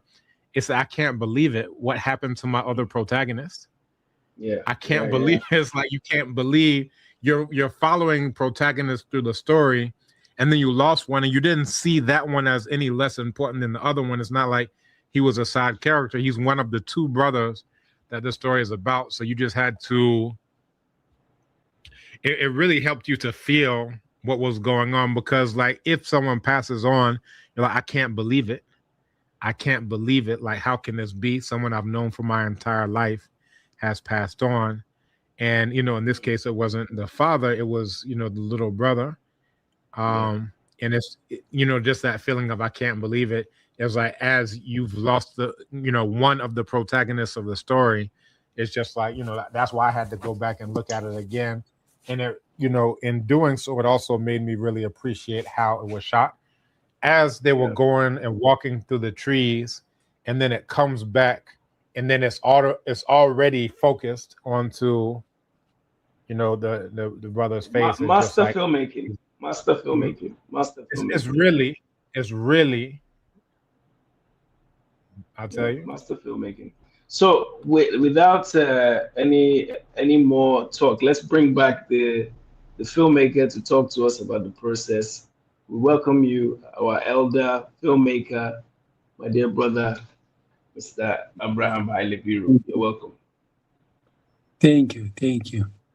So you've seen this film many times over the last 20 years, so obviously you know the story, but how does it feel when you see the reactions like the ones that are being displayed on the screen, especially after all these years? You talked earlier about the challenges that you had as far as the shooting on 35mm film at a time when it was just difficult to process the film.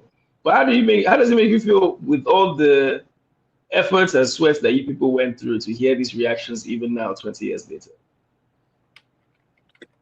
When I see it now, for me it's like a surprise, because I forgot that I made this movie. So I see it as as a person who see it for the first time, It's crazy because I know all the details, when we was in the village or in the city, in N'Djamena, etc. But still, it's always like shocking way that they try to steal the film reel, from the cinema, etc. Every time I thought, oh, somebody will catch them, but it's always surprising. I know what happened, but still, yeah, it is so amazing, to see it back. And then, at that time was in Africa, not so many movies are made. It's very limited because of the budget and the technical issue, etc. It was not much. That is one of the surprising, that was for the first time in Chad, that was made a movie with 35 millimeter. So that was amazing. And, Could you talk about how this film came to be? So if you talk about the director of Mohamed Saleh Haroun, and then yourself, what were you doing? How did you? Where were you both coming from in terms of what were some of the projects that you did, and how did you arrive at making this film together? What was that process like? That was Mama Africa. He made a movie on video. Yes. Mohamed Saleh Haroun. I copied that movie for my thesis film, for my master's degree in film. I literally copied. I made a short version. Before you've seen it, my film OG is based on that movie. Yeah. And the screening was in Rotterdam International Film Festival. I was there too. So, a group of African filmmakers came to the Rotterdam International Film Festival. And I had also a movie there, which made in Holland. So I don't know how, someone told them that there was an African cinematographer in that festival. And they were surprised because they said, no, we don't know African film of a cinematographer, But I said, no, there is someone here. And this guy invited them to see my movie. And Mohamed Saleh Haroun was there. Abdurrahman Sissako was there. And some African filmmakers they came as a group. And when the movie was finished, there was an award, and I got that award for cinematography. So when it was finished, they came and they introduced themselves, and they say, "Oh, we are from Africa, and we are filmmakers, and we don't know you." So I said, "Okay, nice to meet you," and it was nice. But they was looking for, there was a little bit fed up with some European cinematographers, because they are a bit, they like when they came for a week and 8-10 days, and then they already exhausted or they don't like to stay in the villages or whatever. So they was struggling. And Abdurrahman, he said, "Abraham, why are you not coming to FESPACO?" I say, "I'm not yet good enough, so I need to have time, and then I will come." But he said, "We will invite you if you are interested. We can invite you and come and meet your brothers and sisters, etc." I say, "Okay, let's try." And then I was invited. But before that, we made a movie. They invite me in Ethiopia because of Mnet, the DSTV. There was a lot of critic on DSTV at that time because they was just buying Americans' movies or series, and they screen only these movies. So there was a lot of critic that they don't do anything for African story. So they had a new For generation those who don't know, program. if I could just explain, that's Mnet is DSTV, which is the big cable company from Zanzibar, South Africa, and they pretty much Yes, everywhere across this part of Africa, they dominate TV. Carry on, please, my brother. totally. Yeah, totally. So there was a lot of critique that they don't do anything for African stories, for African directors. So they had a program, they call it New Generation, and they choose like 3 or 4 projects. And one of the projects was from Ethiopia. So, but, the director and the producer from Ethiopia, they said, okay, we want to have Abraham in that project. So that was the start that they invite me to, even though the South African producers, they want to have a South African crew because even they don't know me. So they said, no, it's on 35 millimeter. We don't want to take any risk. But the producer from Ethiopia was Maji Abdi. She was the ex-wife of Abdurrahman Sisako. No, they met at that time through me, actually. But she said, no, we want to have Abraham. So they invite me. I made that short movie. The title was The Father, like Abuna. It is during the Derg time, the military dictator in Ethiopia. It was a 28-minute movie, but it was very catchy. It was the same in Ethiopia that happened. There was no movie about that kind of stories. So we had a chance to make on 35 millimeters the movie. It was a good movie. It was good, successful. So Harun saw that movie too. So he was without any hesitating. He said, Abraham, I want to meet you. And he said, please come to Paris and let's discuss. I was several times in Paris. I say, no, if you are really interested, come to Amsterdam and let's discuss. And he came to Amsterdam. And the first question was, we stayed for a weekend together, and he said, Abraham, I know that I saw your movie, what you made, and you have the power that you can make a movie look like rich movie with a low budget. So how you shoot, how you use your camera, your color, your composition, etc.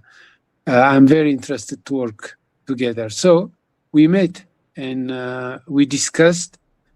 For Harun is also his big movie, his first big movie. So he was like, our directors, they are good in story, but visually they miss some points.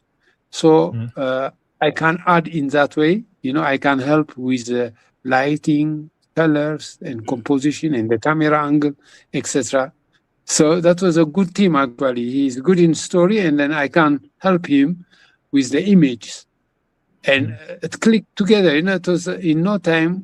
He was very interested, and he said, Abraham, let's do it together. But he said, you promised me that this movie, even though we don't have a big budget, the beginning was like $400,000 is the budget, what he had. And he said, I want to have the movie look like a rich movie. But I say, no, if you don't have the budget, it's impossible to do that. But he said, no, I trust you, you can make it. So when he went with that script to different, like Canal Plus, Arte, TV5, etc., they was not interested. But we said, Harun, let's make it compact. It's like almost 2-hour movie. That's too long. Let's put it in around 90 minutes, which is tough for the director, to cut, etc. But I said, Harun, you need to do that. And that's not, you need to think well when you are shooting on 35, because before he made it on video, that was, cheaper. But when you come on 35, it's not cheap. So you need to think well. And then at that, I can help, like, not to cut too much, but as a director, you need also to let your actors play. You give them a space. and then the camera is, holding one shot and prepare well, rehearsal well, and then you shoot it. And if it's good, then you have the good image that you can create also your style. It's not like TV cut, but give the space, and then the audience is also concentrated in the big screen. You give them the time. That was what we was trying to do here. But for Harun, it's not easy, because he said, Abraham, I need movement. I need the camera need to move. I say, no, Harun, the camera need to move when is a reason. Without a reason, the camera doesn't move. It doesn't move. Because just like you don't move, you don't walk just like you make a plan and say, okay, I will walk. I will go there. I will do this. So you have a plan to walk. If you are crazy, you walk, you walk and go and you come. But normally you plan. So the camera need also plan. The camera doesn't move just like that. It is not like an unemployed person, who's working the whole day. No, it's controllable and adjustable, and the camera control everything. When the camera is controlling everything, the director have a control in his story. It is like kind of a good master class, together. We was discussing the whole weekend, and then he said, Abraham, let's do it. So the first time when we went to Chad, we start to read the village, Gawi. When you see the kids, the Quran writing and learning, the faces, etc. You saw that. The first week, we shot 5 days, and we sent it to Paris. The producer, the co-producer is Abdurrahman Sissako from Mali. Who is made films like Timbuktu and so on. Incredible filmmaker. Yes. Incredible. It is kind of a dream team, actually. Incredible. That's top tier. Top tier. That's true. Yeah. He made at that time Hermakono. So when he saw, when first the laboratory was excited, because they was so scared, they was waiting for the material which was damaged or ever overexposed or underexposed, dark or whatever. So when they saw the material, they send us a message, a fax message, that it looks great, it's like good and beautiful, etc. So we saw just the fax is coming with the information, it was great, it was good, etc. And then Abdurrahman went with that material without any sound to these different TVs like TV5 and Arte, and they like it. Yeah, and we had a total after when we were shooting after two and a half weeks, we have $900,000.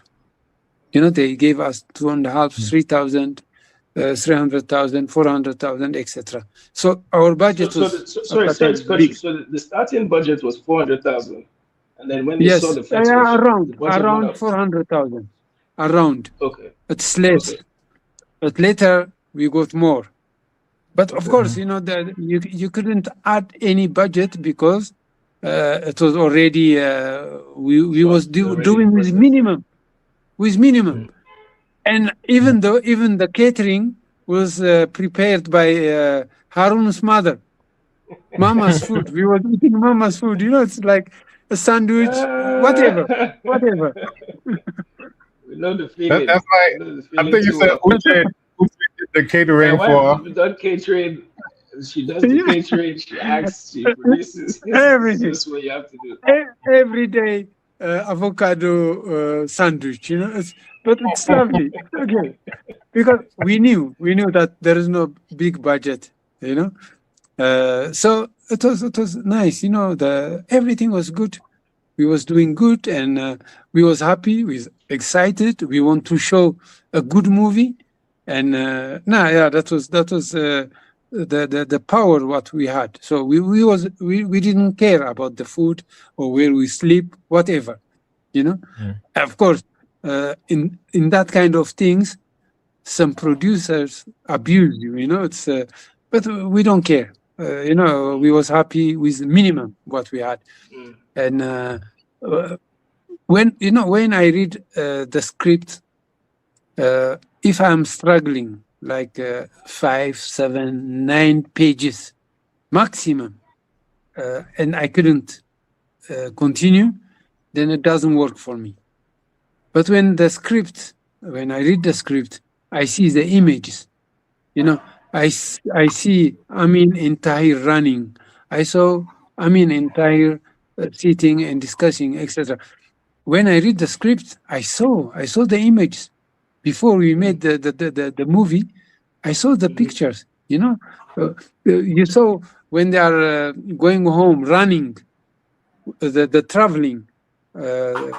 You know, after they looking their father and they're going home, back home, they was running. We did it. That was traveling, and Harun was driving the jeep, and me and Matthew, we were shooting. So simple, and we do it. You know, we was doing like we will do 2 or 3 times rehearsal because we can't waste that material. You know, it's one shot and done because it's long, etc. Because we pay a lot, so we did it 2, 3 times, and the 4th we did it. It was good, and Harun is the driver. You know, it's like that. I saw that image already it was in my head, and Harun is strong in storytelling. Then I can put that in picture together. It was working. It was good. It was good, and of course, you know, for the kids is also for the first time, for the costume, for everyone was like a big production. But the good point is that nobody knew except Mathieu and me how complicated and how difficult to be technically. If we had anything not good, then we are in a big trouble.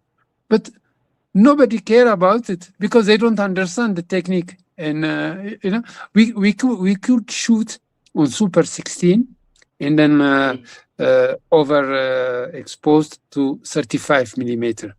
That could Can be you just cheap. explain that to those who don't understand what exposure, overexposure, underexposure means, and the process of film versus, because most of us will know how to shoot on our phones. You don't like what you like, you delete it, and then you just have the space again. Whereas with film, it's different. Yeah. Can you just explain it to everybody, please? Yeah. No, on film you can't delete. Well, it's like a photo, you know. When you shoot it, then you develop it and you have it. You can't delete it. So, for cinematographer, it's very important to control your light. If you don't control, if you don't know exactly how much light you use, you measure your light and you calculate it and you transfer it to f-stop. The f-stop is important. How many lights coming to your film, to your lens. If you don't control that, it can be overexposed. That means it will be over bright. It will be too white, you know, or underexposed. It will be dark, like this, for example. You know, it will be much dark. So normally is this, or it will be too overexposed. What you see, the light is too much. So that's very difficult if you don't know about the light to control it. So that's the easy mistake what you make if you don't know much about light, or you can't correct it anymore. So in that sense, it's good to know your material and how to do it. I told you about the Ex Machina, the laboratory in Paris. They was very scared that I will damage the material, that I don't know how to control it. That's why they was pushing and telling me how to do it. Because they don't know me, It's okay, they don't know me. But when they saw the material, Ex Machina, they invite me for a dinner. And they want to discuss about the light. Because the light, how I use, it was for them, not the normal light, you know. They have a big cinematographers in France. But that kind of light, they don't know. And then it's important when you use light, I know the budget, so I will use the minimum equipment. It's not because, you know, I want to have this and this and this. No, you need to support your movie. That means you need to know your budget and you are working, in the budget. If you don't have it, you don't have it. So for me, when I was even at the school, I knew what to use. In the school, you have everything. If you explain, they will give you the material, you know. You need just to explain what you need. And then if you know what you want to do, they give you, no problem at all. But I knew when I'm coming back to my continent that I don't have that luxury. So I need to work with minimum material.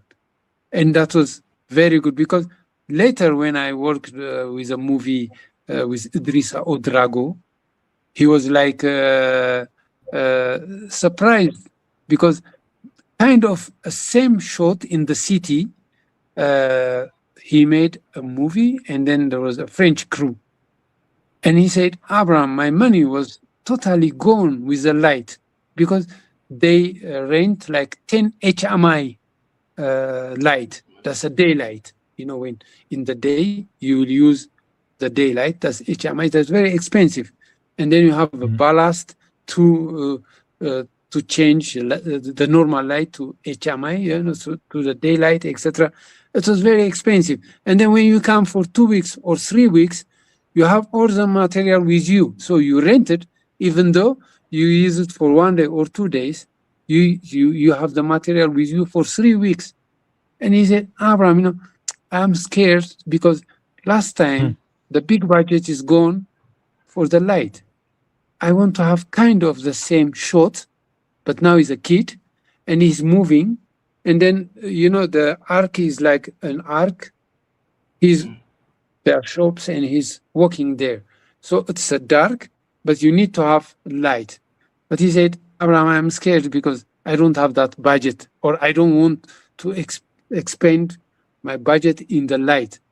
And I said, okay, let me see. Let's go and check. And then I went to Burkina Faso for a visit. And then I said, no, Idrissa, we will do it for very, very cheap.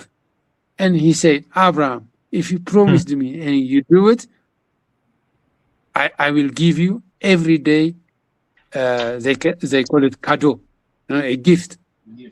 And that was, for me, it's simple. When I saw it, I said, we don't need HMI. Just we need a reflector, you know, or a mirror, just to reflect the light, the sun, and then it's the same. You know, you put in every arc one. And that we don't need a light. I told him, Idrissa, we don't need a light. We will do this for maximum 15 euro or $15 maximum. He can't believe it because he gave more than 175,000 euro for the light, for 10 HMI light for almost a month. Wow. And then you need a generator, cables, you know, etc., etc. Well, when we shot it, he was so surprised. And then, as he promised, every day he came with a T-shirt or he came with African clothes. You know, that's the gift. Finally, what I got before he passed. Now he was preparing for another movie, The Mango Man, but okay, he passed away. But Idrissa was also very. Idrissa invited me after he saw Abuna. He saw Abuna, and he came and he said, Abraham, you are now ready to work with me. I said, oh, Your Excellency, that will be an honor for me to work with you. I said, no, Abraham, we are now colleagues together. So we met. The Killer the Day. We made that movie after Abuna. Yeah, that was nice also. But sorry, carry on. No, go ahead. No, it brought back some memories. I remember you giving a speech. I think he passed away. Idrissa Ouedraogo we're talking about, great cinema filmmaker from Burkina. In fact, he had back in the 80s under Sankara. Sankara gave him money to make, I forget which film it was, but Sankara supported him financially with making a film while he was in power. But anyway, he passed away maybe like 10 years ago. I remember seeing Abraham. You gave a speech in Dakar, if you remember, at Resida about, and you were wearing the clothes I think he gave you as the cadeau, right? Yes. It's like what you were wearing, Obem, for similar material to what you're wearing. But it just brought me back. And ironically, my thesis for my master, my master's in film, I focused on Wadrago's work, Abuna, and all these other films that were made by that cohort of filmmakers. So it's just bringing back all these memories for me anyway. But please carry on, please. No, for me it was a beautiful time. It is very nice. They are the masters, you know, very, very known and big, very, very high level in cinema, like Drissa or Abdurrahman or Harun and others too. So it was, I was at that time very young. For them, like they see me as a little brother, you know, it's like they see me like a kid. And every time, did you eat? Did you sleep? Did you, you know, it's like for them, it was like, for me, it was like heaven, you know, it was like everything arranged for me. They protect me. And it was the best time that I had at that time. Harun was like, and then after that, when we made Darat, you know, Darat was like, Harun was at the time so good. Darat, for sure. Yeah, Darat was also very, and everything what we do was minimum budget. You know, you need the minimum. You don't need to exaggerate, you know, whatever. So for me, it's important that I support the movie. In that sense, I support also the director and the producer. It is not exaggerating. I can do with minimum, and then I can do it good. So that's the difference. You know, when you do the cinematography, you are responsible also for your movie. That means you need to support your team. It's not making conflict or, you know, making fight with your budget. No, you need to support. The important thing is, it is not about attitude or whatever. You made your movie, then you will show your attitude when the audience like your movie. You will say, here I am. Yeah, that's it, you know. Then you go to Cannes. We went with Abuna. We invited. They invite us to screen our movie in Darat, also with Abuna in Cannes International Film Festival. At that time, there was for a while, there was no African cinema at all. You know, they were so excited to see Abuna. They took Abuna during the editing. It was actually not yet finished. So they like it. You know, when they see the village, etc., they love it. So it's like, then you can say, okay, I made it. But when you are in a crew, you are 10 or 20 or 30, you don't exaggerate and show to your crew that how big you are or whatever. No, you are on the same level. And when you are coming to our continent, yeah, you know, people think that they know, but you need to teach them, you know, what's cinema. Because cinema, you learn it like engineer or doctor, or it's the same study. You study and on high level, and then that, you know, you are in competition with a crew or cinematographer out America or Europe, whatever. You are on the same level. They judge you like, oh, yeah, you are bad or you are good. So when you do things, when the costume is there, you need to guide them because you know much better than, you know, the local. Or when you have the decor, they put just decor and that's it for them. No, you need to teach them, you know, you need to know your frame. And in the frame, you need to have a composition. And you put it in this, and they understand it. Of course, it's you study for 4 or 5 years. You don't teach people at once. But then they start to think. Because normally, the decor, they put it and that's it. And then I tell them, you know, this is your frame. in this frame, we talk in this context. If you put your decor out of that frame, it doesn't work. So you need to know first the frame. So you need to discuss with your director and with your cinematographer. So as your cinematographer, you need to know about your light, a good control of light, and your color, and your composition, and how you choose your lens and the camera angle, from which side can, if you see from which angle will be the best to support the story, and your camera movement. Unnecessary, like I told you before, unnecessary camera movement. No, you don't need that, because you need to have a dolly, etc., etc. It's a big budget, you know. It will cost you money, and then if there is no reason, there's no reason, because when we are now discussing, I don't stand up and walking, no, because we sit to discuss.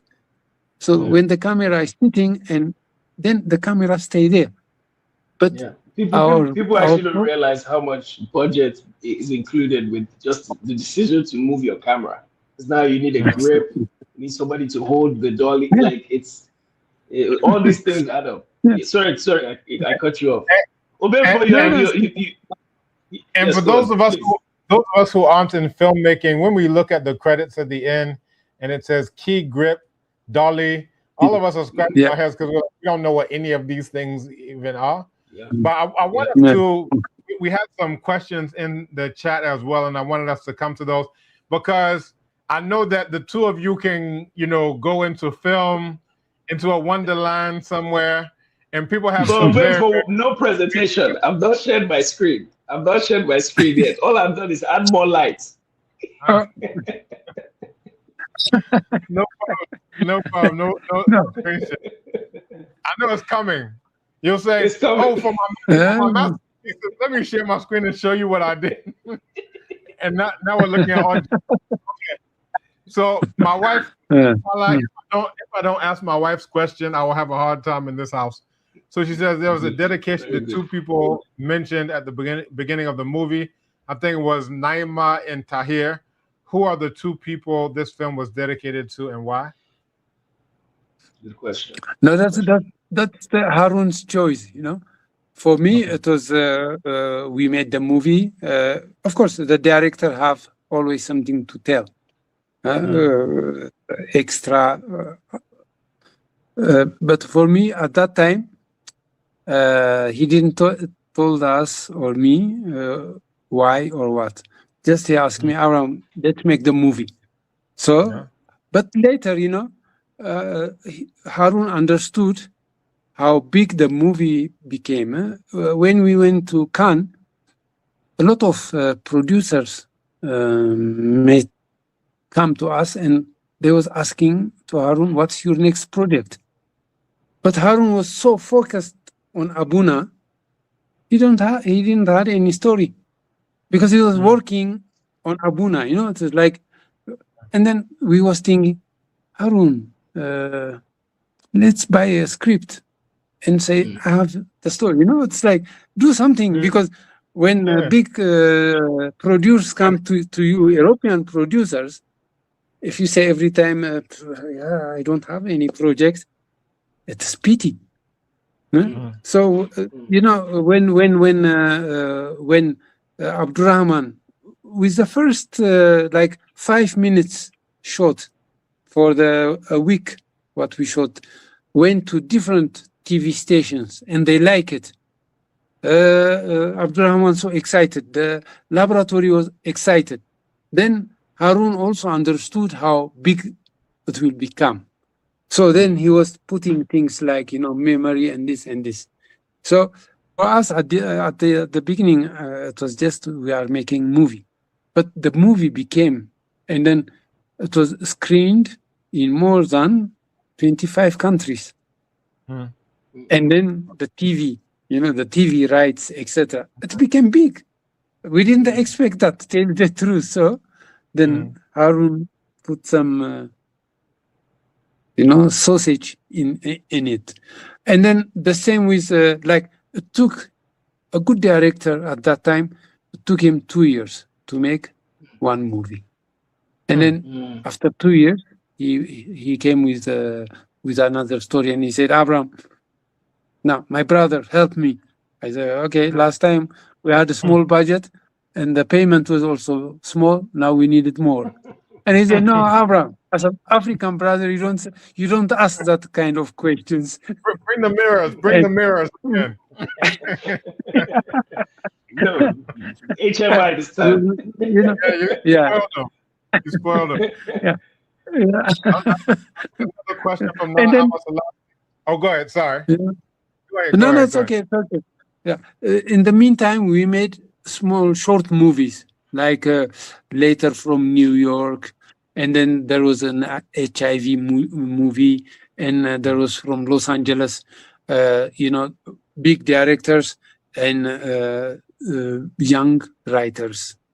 And then very young writers write a story, and with a big directors, they made a movie, like 5 minutes movie, etc. That's actually good to communicate and to grow up as a crew, because when you start with a crew, it's like a family. You don't go every time with a new crew. If you are together, you understand each other. Yeah, it doesn't cost you time when you shoot for 30 days normally with a normal crew. But if you know each other, it will maybe cost you 22 days. So if you win 8 days, that's a lot budget-wise. So as a crew, so for me, when I went everywhere, when I start to work with Abdurrahman or Harun or Idrissa, we made also some shorts with Idrissa. It's like a family. We stick together, and then like a family. So that helps a lot with budget-wise and also energy-wise. If I understand, when we made a short movie with Abdurrahman, he was thinking most of the time before we shoot, and he asked me like, Abraham, do you think the audience in Japan will understand what we are doing? And like sitting like for 5 minutes like this, thinking and thinking and thinking. I say, of course, the image is international. There is no border. It is up to us to put it well, and then everyone. Exactly, everyone will understand. But the pressure on these big directors is huge, because these movies, you make it with very small and very easy and simple. You make a movie, and this movie is traveling everywhere. And that's possible, for our African cinema, we can do it better. But we need to understand first what's cinema. It's not because you have camera. I mean, we have no camera, in our mobile. There are 10 or 11 Japan engineers, together in these chips, and they will give you the light, they will give you the color, the image. It's so simple. But the how to use this camera or the mobile, that's the magic. How to play with that, yeah. But normally you can, if you switch it on, you can have an image. So that's not, camera, you need to let work the camera. It's not that the camera control you, you control the camera, because you will give him the light, like the colors we said, and the composition, how you put that thing, and where do you put the camera? The angle of this mobile, You can make with the mobile also a movie, but to control the technical things is very important. But in our case, what you see now is more the camera give you the image, and the camera is working for you. No, the camera is just you on, and then you put it, and you can get an image. But as a cameraman, you need to let work, and you think how you put your composition, your light or color or angle or lens, that together makes some senses, not like it's a picture. No, when you use your knowledge, it gives you more. now our cinematographers, or called cameraman or cinematographer, they have the name, but they don't know how to use this technology, because with it's now so easy. Even sometimes they shoot before you think, because you delete it, like you said, bro. You delete it and you can do it again, and you can do it again. You can do it, but that's consume time. It's better to have the time together and focus and doing good, not just shooting and shooting and shooting. At the end, just you run, and at the end, what did you do? I don't know. We shot a lot of shots, Then in the editing is like a huge image that you don't have the time to edit it, etc., etc. So film, when you work on film, the film give you a discipline that you know what you are doing. When you know what you are doing, then you can compete with others. I born in Ethiopia, so it doesn't matter where you are from, but with image you go without border everywhere. And then when Abuna was screened, I got email or postcard, etc., through the producer, through Paris. People love it. But when we were making these images, like I told you, it was fun for us. When you enjoy it, when you love you are doing, there is always a result. So we need to have more, I don't know, master class or workshops, etc., that we can a little bit guide the young talent. There is talent, but your talent need someone to show you how to do it. Then we can compete. Yeah, we can compete. It's like, sorry, bro. Yeah. So, Baba Abraham, as you're speaking about, when you're working with film and when you're working with a small budget, you can't afford to, be wasteful. It reminds me, like in the early 2000s, I was reading a lot of guerrilla warfare manuals. So I was reading Guerrilla Warfare by Che Guevara. I was reading the mini manual of Urban Guerrilla Warfare by Carlos Marigela, I believe it is. But one of the things that came up in that was that when you have a guerrilla warfare band of maybe 10, 11, 12 people versus an entire army, hundreds, maybe thousands that you're fighting up against, that you have to be very conservative with your ammunition. You have to be very conservative with your rations, with your movement, and all those types of things. So it really made me think of like this analogous type of situation. And I believe it was like in Vietnam or someplace where the United States was, at war, where they always knew what the Americans were, what they could find the American position based on how they shot, right? Because they have so much and they're just wasting it. But then when it's exactly when it's a Vietnam, their position is bound, and that one counts. Bound. That one counts. Even if they have automatic weapons, they can't be wasteful like McDonald's hamburger, military that just mass. So I think it's really amazing because like the type of training that you would get if you're learning from someone like a Che Guevara or anybody else who's teaching you this is how to be. Because basically we talk about guerrilla cinema, right? That's what I've done on my little scale.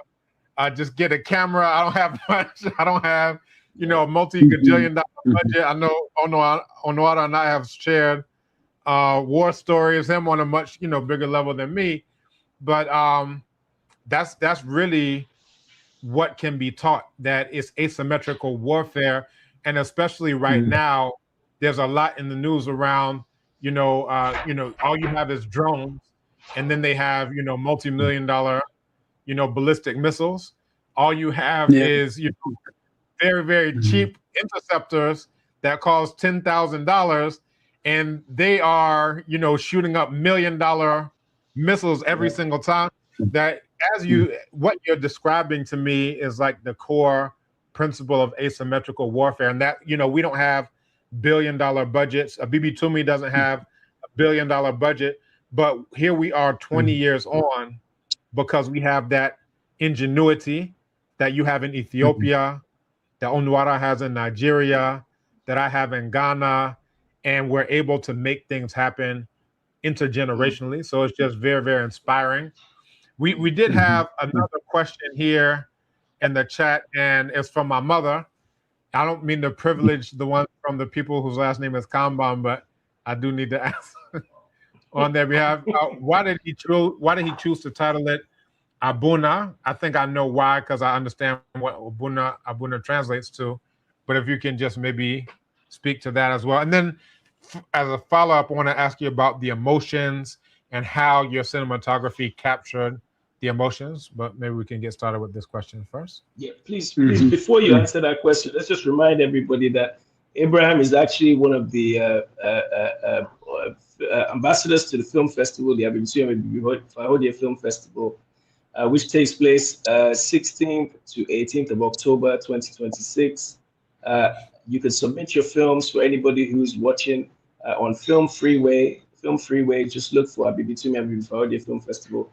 And also, this is just a reminder, again, this is the first ever episode of the Abibitumi Film Club, which will be taking place regularly. So again, we are honored to have you, my brother. Please answer the question. Thank you.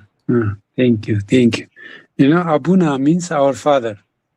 Right. Because the story is about the kid's father. So Abuna, yeah, that's our father. And, you know, when I say color, when we was discussing with Harun, you know, the dress of these two kids, what shall we do? We was discussing, and I told him, you know, Harun, blue is more calm, you know, light blue can be calmer, and it gives you more emotion too. And then also the orange is the hope, you know, the young kid is the hope. We hope that he will grow and he will find his father, you know, it's like he will find the way to live, etc. So let's express with these colors. We can have also a dark or black shirt, etc. But it will not work like this one, you know, the orange one. And the orange is like the future, you know, the sun or brightness, growing, etc. But we know that this kid, when we saw the script, will pass away, he will die. So let's give hope, and that hope will give you emotion too. So what I'm trying is with these colors, and then when you see the light, there is dark and bright light. You know, when they are coming together, when they are working together, or when they are sitting together, is more big contrast. There is life, and there is also darkness, which is danger, you know. Even though it is so silly that our people in Africa are dying because shortage of medicine, or shortage of knowledge, doctors, etc. You know, for me it was like painful, but how to express and how to give. And Harun loved it. Harun said, Abraham, you know, the first day was more listening, and the next day he said, you know, Abraham, I saw in my dream, you know, the kid Tahir with and it works, you know, it works in my mind. I said, yeah, you know, let's try it. Let's make just a short 1 minute or 1.5 minutes with a video or photography, you know, just to see the images.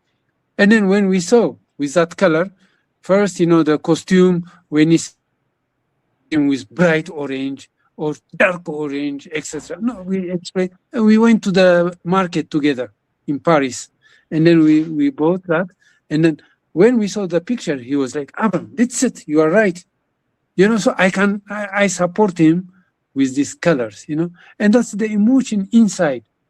You know, when he passed away, like, do you show that the body, dying kid, etc., or you express, like you said it, with the window, and then we travel out, and then, you know, the light, etc. That's the emotion. when the mother was very angry, when they are running with the traveling, they come at the evening, and the mother said, "You can move, you can go," and she go in, and her son come in, and he put his hands in her shoulder. You remember it? There was a little bit movement. That's the beauty. Yeah, that's when you touch your mother, you know, she was very angry, and then you touch her, and then it was like, and that was beauty. You know, we say that. You know how we do it. How shall we? We was like doing 2 days thinking. You know, 2 days thinking how we should touch her. And then when he came and he put his hands in her shoulder, and she was turning and then taking him. You know, the camera was moving a little bit, and the light was very nicely. That was like without knowing, it touched you. Like, oh, my mother. You know, you think about your mother.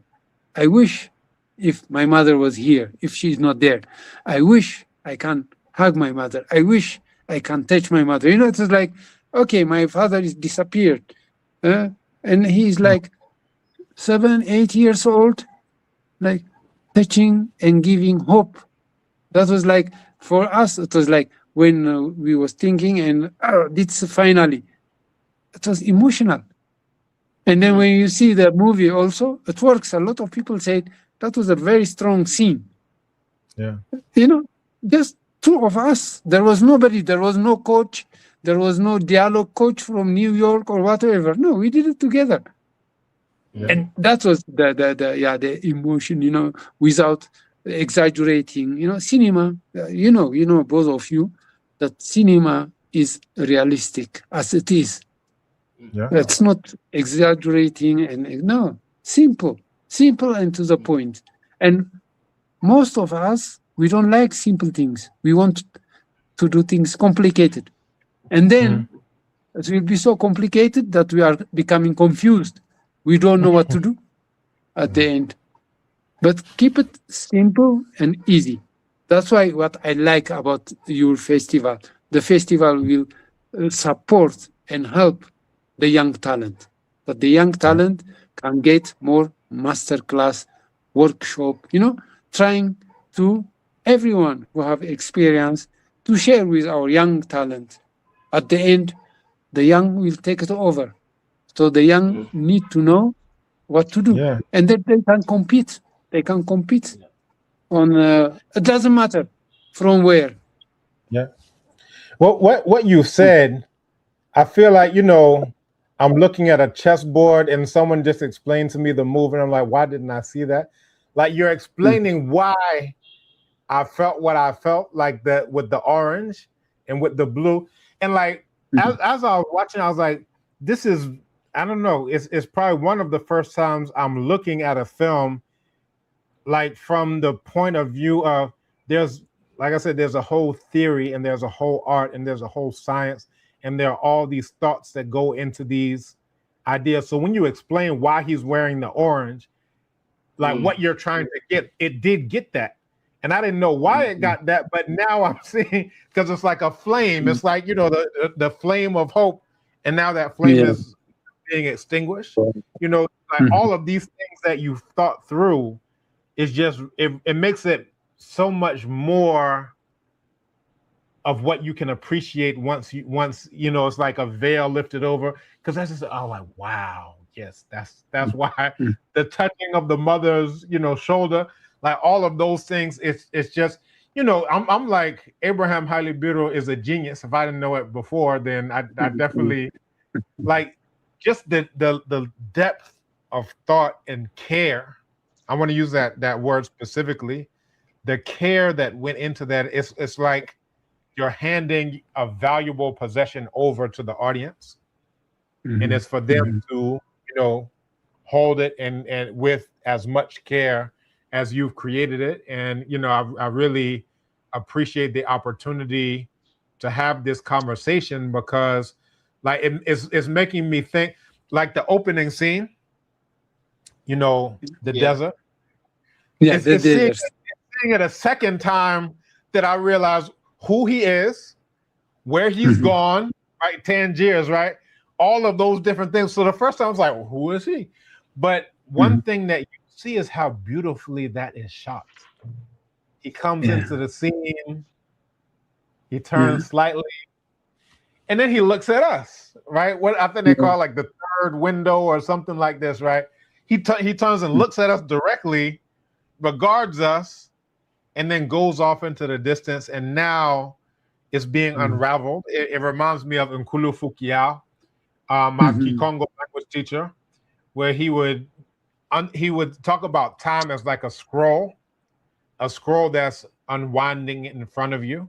It's also unwinding behind you, but it's like this constant scroll, and it's like being revealed to you. So like there are things that I understand the second time watching it that I didn't understand the first time watching it. I do have another question. I can continue. By the way, I'm very impressed. I'm very impressed by your expose, the way you summarized everything. Your film language is improving today, so I'm impressed. Hopefully, we will see that in your videos. Because before we were talking about f-stop and dollies and grips, so I was sitting there looking like the third wheel, on a bicycle. So I said, let me contribute like I actually have a working, brain. Yeah. By the way, Abuna is shot in Agadez. Agadez is the Niger desert, the golden desert, with the golden sun. It was in Niger, and the sea is in Cameroon, and the rest we shot in Chad, in 3 countries. Okay, well, I was wondering where the beach was. I was wondering because you have the image of it, and then they're playing football on it. So I'm wondering where all of these things are. Is it all in Chad? Because I'm like, where in Chad? And I'm thinking, maybe it's Morocco.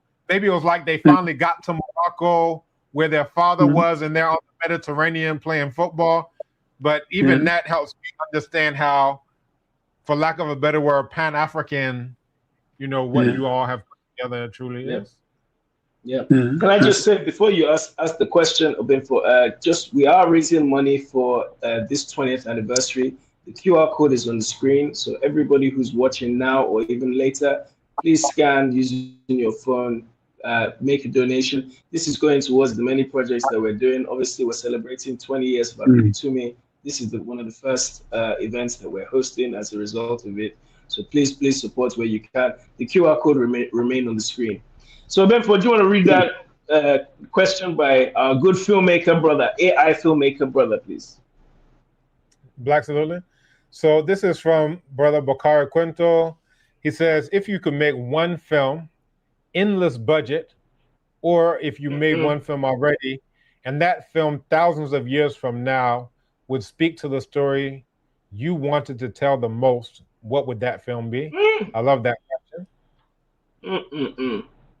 This is high level question. High level. Difficult to answer. Thousands of years from now. We need to ask Claude or ChatGPT. Right. Yeah. A lot of people, they kind of ask me why you don't make a movie? And I said, yeah, but I'm cinematographer. I'm not a director. So, it's not my job to make a movie. Now I am old enough, I understand what directing means. But in the early days, people say, yeah, you can make a movie too. You can direct. I say, no, that's a big responsibility to be a director. You need to tell something. You need to have a message. Otherwise, everybody can be a director, of course. Everyone can write, but it doesn't mean that everybody is a writer. So there's a detail that people need to know on other level. So, yeah, what it will be, for me, I'm thinking that I'm learning, I'm learning every day. So if I am making something, I don't know if people will see it after so many years. Maybe it will disappear, you know, because I know that I got this chance, but there are also a lot of young talent, they don't get this chance. But after maybe 20, 30, 40 years, in Africa, things will change. In our continent, it will be not the same like now. So it will be full of talent, full of knowledge. So then, you know, this young talent who will make movies, maybe it will be like remember after a while. But my job is so minimum that I don't think that people will see it, or you know, whatever what I make, it will be like a masterpiece. No. My input is so small. I'm okay if people will forget it after a couple of years, even though, yeah. But it's a tough question, you know. Yeah. Yes. So, as you say that, or answer for me, please. Well, it makes me think. So I keep track of a lot of stuff related to astronomy, right? And maybe like a day or two ago, maybe 3 days ago, I was looking at an article about Voyager 1 and Voyager 2. And anytime there's an update about these, you know, objects, you know, I read, you know, where it's going on with them. They had to shut down the system to conserve energy.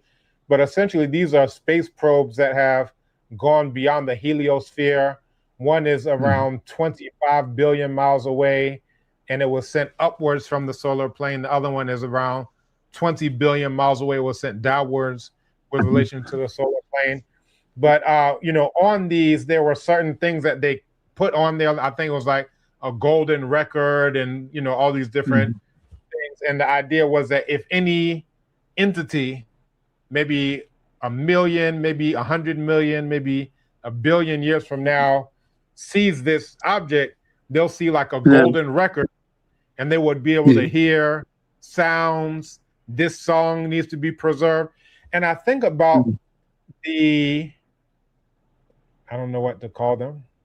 I think about the Neanderthals who made those decisions of what song is going to be selected and what film is going to be selected. You know, these are like, if anyone is eminently qualified to make a decision on the scale of thousands of years of what should be seen, is someone who has a deep understanding of what image is and how images should be created.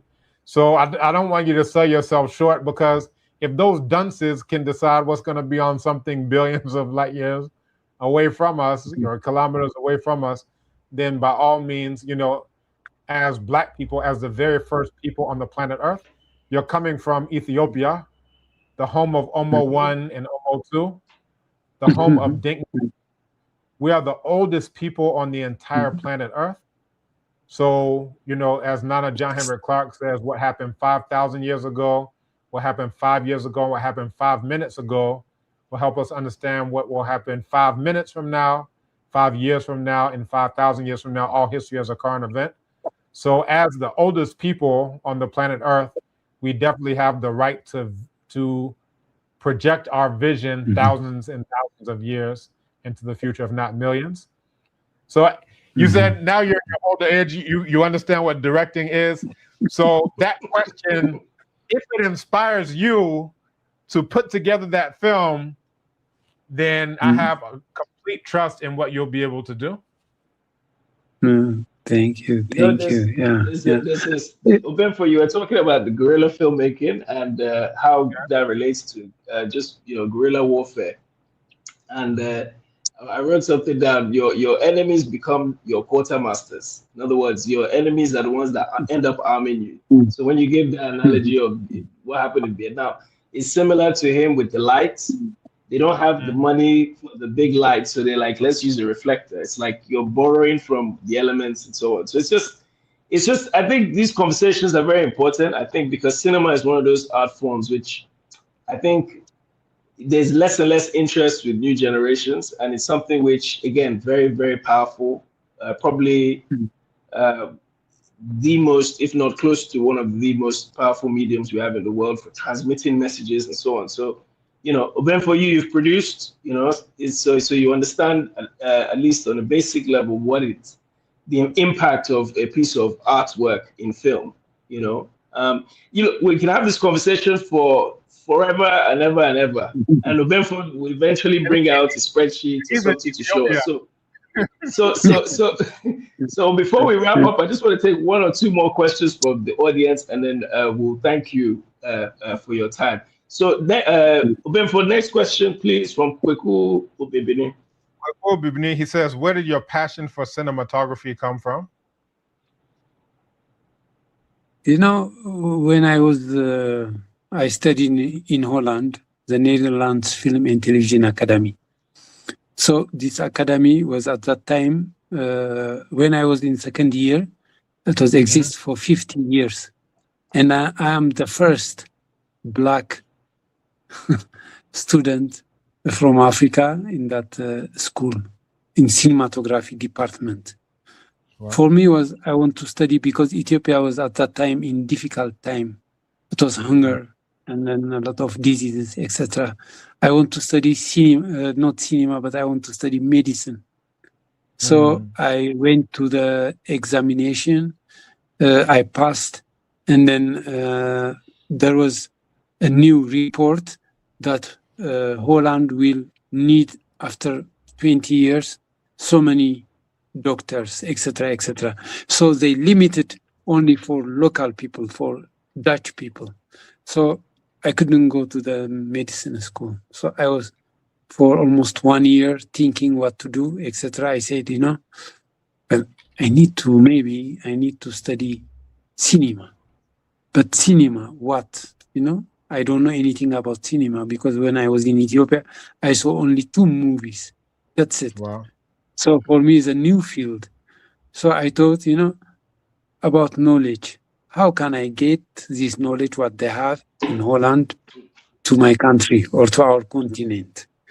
And then to show also from our side that the people think like 25 years that we didn't have any electricity or TV or, for me, I was so young and I was irritated when people say, oh, do you have TV? When they see the photo and they, oh, you have a shoes. Oh, I said, then maybe these people, they don't know.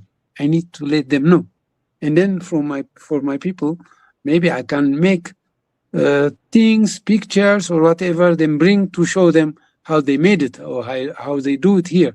So I was searching and searching. I thought, that's it, cinema. Theater, you can have maybe 100 or 50 people. It's too difficult to travel or whatever. But cinema, you have it in one row, then you have it.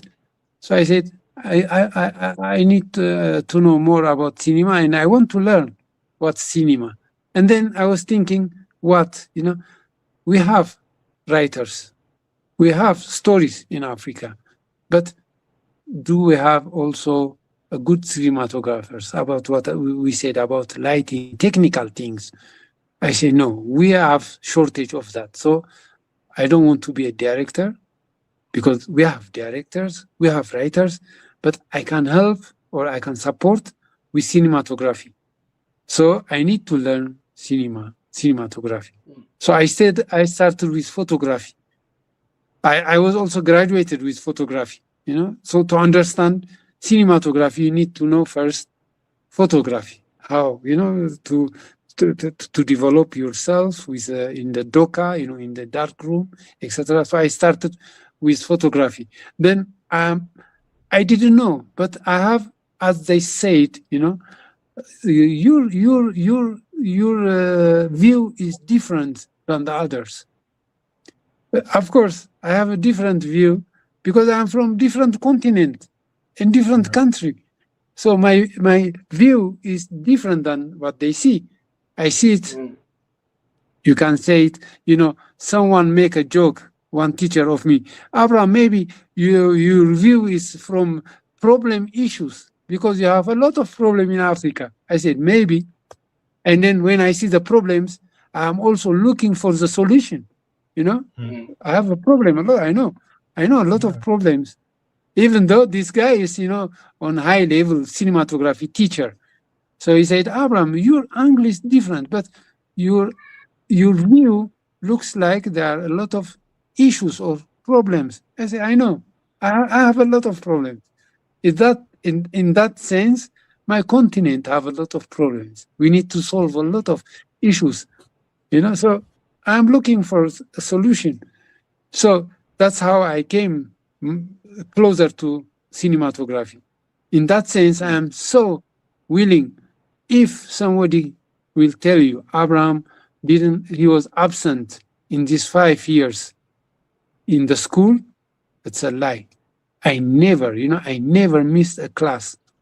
I never missed anything because I was so willing to learn, because the students who was with me, like there was 5,000 candidates for a total for 7-8 subjects, like directing, sound, cinematography, documentary, producer, etc. And then almost like 900 and 950 for cinematography. Only 6 students passed this exam, and I'm one of them. Yeah, I prepared for 2 years, and these guys and the directors, they saw more than 500 movies. And not only the director, even they know the dialogue in the movie. Can you imagine? At that time, if you ask me who is the director, I don't know. Who is it? I don't know. I saw only 2 movies. So I knew that I need to work hard. I knew. But so I love it, and I did a lot. When I was in second year, I got an award for my light in camera. When we finished, when we did Abuna, like TV5 in Canal Plus, they want to make a discussion program, talk show about my light. They love my light. And they was confused. They say, the French painter, do you know this and this? It looks like you use their ideas, their light. I don't know these people. I don't know at all. I don't know. Maybe I know my painters in Ethiopia, or Dutch painters, Van Gogh and Rembrandt. These are high-level painters. Maybe I'm closer than them than the French, because I don't know the French culture at all. So I came more closer to cinema in that sense. I said I want to teach, or I can take things from here easily with cinema. But I knew that cinematography is tough in technology or in knowledge, technically, etc. So I want to learn that one. So as I said, the Dutch, they colonized Suriname for 400 years. Indonesia, Aruba, and these are also Surinams are black people, etc. Even they don't give them the chance to study cinematography. I was the luckiest in that 50 years old school. I am the first black student in the camera department. I'm lucky or not? For me, like it was in heaven at that time. That chance. And then they made a print in the very famous Dutch newspaper. All 50 years, all the students' name, and I'm there as the first black student. It was amazing. It was amazing. So that's how I came to cinema and cinematography. I made it too long. Sorry. No. It's a good way to round up. We just I think even the selection of film Obimfo, like when we decided to bring this film as the first film, we thought, it's apt In our cases, this whole.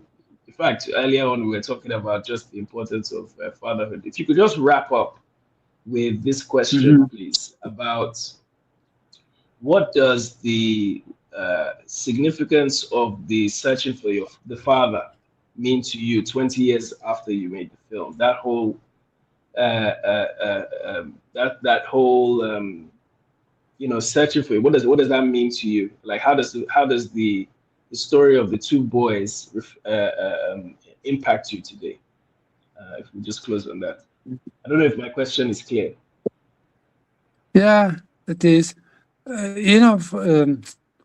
I saw Abuna for the last, because I want to see it for what it means in the big screen, not on TV, but in the big screen. The landscape, when we use the landscape, we give the space, it's very, because it is so, in Africa, is so much things to do. The impedance tells you a lot. We need to build a lot of things, knowledge, cities, whatever. But the landscape is so wide and that's empty. It's nice to give you peace, but we need to work on it also. So when you see it in the big screen, it's beautiful. It gives you more power, to touch you. It is like, well, this is my continent, beautiful, big and nice, etc. So I saw it for the last 5 years, I think, 5 years ago, in the big screen. It touched me because it's my story. We are struggling. But we don't want to stay in our continent. We want to leave. We want, to leave your house, your home. It's not easy, huh? It's not easy. But we are going. All the knowledge, all the young talent, all the young power, it's crossing the sea. And sometimes, or almost most of the time, they don't touch the other continent. In the Red Sea, a lot of people going to Libya and then Morocco, and through that they disappear. We need to keep our people in our continent. And this is an idea that the family structure, the family togetherness, a family, black family together, it's because of the father, everything is going down. The mother disappeared, the kids, etc., etc. That's a simple example, but it's a continental problem. And Africa is still struggling to have her own children in the continent. It is not possible. I don't know how long it will go like this. So it touched me every time because there are a lot of Ethiopians, they want to be in Europe because of the situation in our country. There is war now going on in Ethiopia. And every young people need government after 18 years. No, you need to go. You need to fight. There are a lot of young people, they don't fight, they don't want. Because they don't want to fight to their own brother and sister. And they're disappearing. Still, the problem is existing. So, it is a story 20 years ago, also 40 years before, and it will continue until we don't have a solution. Abuna is a simple example, But if we discuss about it, it's huge. Harun was, people disappearing from Chad, like that. Every Monday, there is a radio program in the morning at 8. It starts at that time in Chad.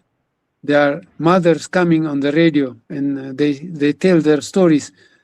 Please, if you see my husband, tell him that the family is needing him. Please come back. Every Monday morning. So people are disappearing. because in Chad, life was not easy at that time. There was also war in Chad. And these issues we have now in Congo, this problem we have in Somalia, we have in Ethiopia, we have in Sudan. Everywhere is still this kind of things going on. And that's a symbol, a small symbol, what Harun tried to give to us.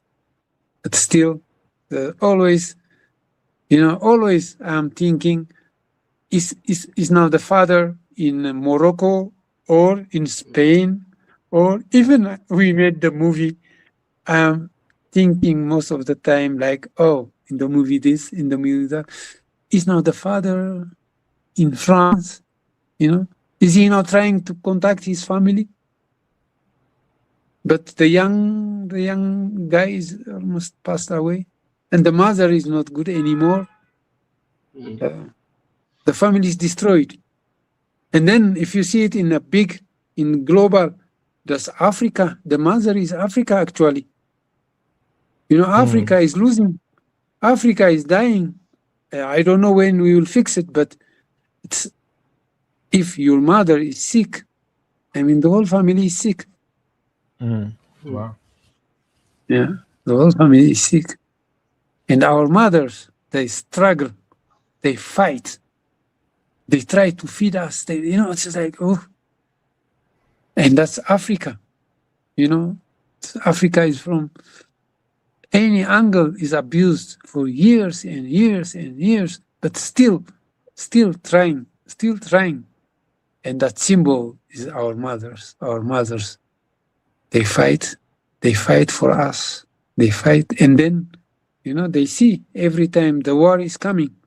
In Ethiopia, 3 years ago, 1 million people died in the north of Ethiopia, in the Tigray, and now in Amhara, and then in Oromia, there is war. We don't know. The next war will be against Eritrea, and continue. I don't know. And this year, 2 young guys, and then that hope, this orange hope, it disappeared. And that's, I don't know, the young talent in our continent is disappearing. So our leaders need to think, and we also need to think how to fix it. Open discussion, how to survive, how to do things better, how to educate our people, and how to be fair, honest, and etc. Yeah. After that kind of movies, we need to have a discussion. This one of the example. We have a lot of movies in Africa made, and then sometimes it's painful, sometimes it's hope. You think, of course, our continent is suffering, but we will come out. But for how long it will continue like this? And that's this platform, this kind of festivals is very important. That we can discuss about it. God gives us a chance to meet. After we meet, it's about us, what to do. We can fight, or we can discuss, and we can have a solution, and as brothers, to be together like now, and to have some issues, and discuss about it, how to do it. And it looks like a minimum, but in cinema sense, for young talent, it will be a lot. Yeah, sorry. Maybe I'm talking too much, but No. This could go on for much longer, but I don't even know. I think it must be like 2 a.m. where you are. It's we've even gone much over, much more time than we expected. But we just want to, Benfo will join me in just thanking you along with the audience. We just take time to thank you for sharing your experiences, sharing this blacktastic film. This is a film is a masterpiece, and your work, your choices of cinematography, lighting, camera movement, even the way you worked with your director, You had three of Africa's great filmmakers working on this film together, and the work, the testament of the work we see 20 years later, where people who have never seen the film are reacting as if it's just come out. So that's really down to you and your work. We thank you also for the support you've shown us with the Abibi Fahodie Film Festival. We're looking forward to the partnership this year and going forward, and are grateful to you for lending your expertise, you and all the other filmmakers. Are there any last words you want to say before we close down for libation? Ibrahim will give Baba Ibrahim will give you the floor. Just I want to say thank you very much that you give me this chance to discuss and to talk, and I hope our festival will be more bigger and a platform for young talent and for filmmakers to discuss and to show their movie. And even though we come together just to discuss, that's one step. So what you are doing is a lot. You work hard. It's not easy. It seems easy, but you are working day and night. So I want to say thank you very much for that. In the name of filmmakers, I am very proud of you. I know it's not easy to organize these kind of things. There is a lot of complex issues, etc. But you pass that and you are here. So I want to say thank you very much. And it's a pleasure to be with you. And thank you for me. And thank you for all of the audience, for everyone that they give me the time to listen and to see the movie Abuna. Thank you very much. Thank you. And Baba Abraham, I also want to let you know that, you said that they love your lighting. Even this evening, your lighting is the best lighting of all of us. It's very dramatic. Wait. See my lighting? See my reflection? Oh my God. But then somewhere way down in number 3 is this my oversaturated brother from Nigeria. All right. So I'll hand it over, but thank you so much for the experience. Like truly, anytime, I have, these my little cameras that I, play with and do small things with here and there. But what you've shared will make me think differently entirely about what I'm doing and setting up shots, and the thought that goes into why it moves and when does it move and why it doesn't need to move unless there's a reason for it. So like, you've just given me so much to think about that I didn't even know was a thought that you could think. So thank you so much for that. It's a pleasure. It's a pleasure. Thank you very much. Just a reminder to everybody again, we have the launch of the conference and film festival tomorrow. So please make sure that you tune in. The registration link is there. The QR code is there. The day after, we're also launching Obemfo's book, Construction of Black Civilization, hosted by Amake Abebrese. So we hope again that you will be there. Abraham, we hope to see you tomorrow for the conference and film festival launch to hear your words. So we look forward to seeing you again. Again, we'll just put the QR code up on the screen. For anybody who has not donated, please, this is a very good time. There should also be another QR code coming up on your screen. For those of you who have not joined Abibitumi, please create a profile. Make sure that you are tapped into everything that's going on. And we look forward to seeing you. We're going to hand over, and Abraham, I hope you will join us as we look to the ancestors in the same way that we began and ask them to close out this evening. So Benfo, when you're ready, over to you. All right. Thank you. So with permission from my elder, Baba Abraham, if I could pour libation. All right. Have you seen my passport? Do you know how old I am? I do.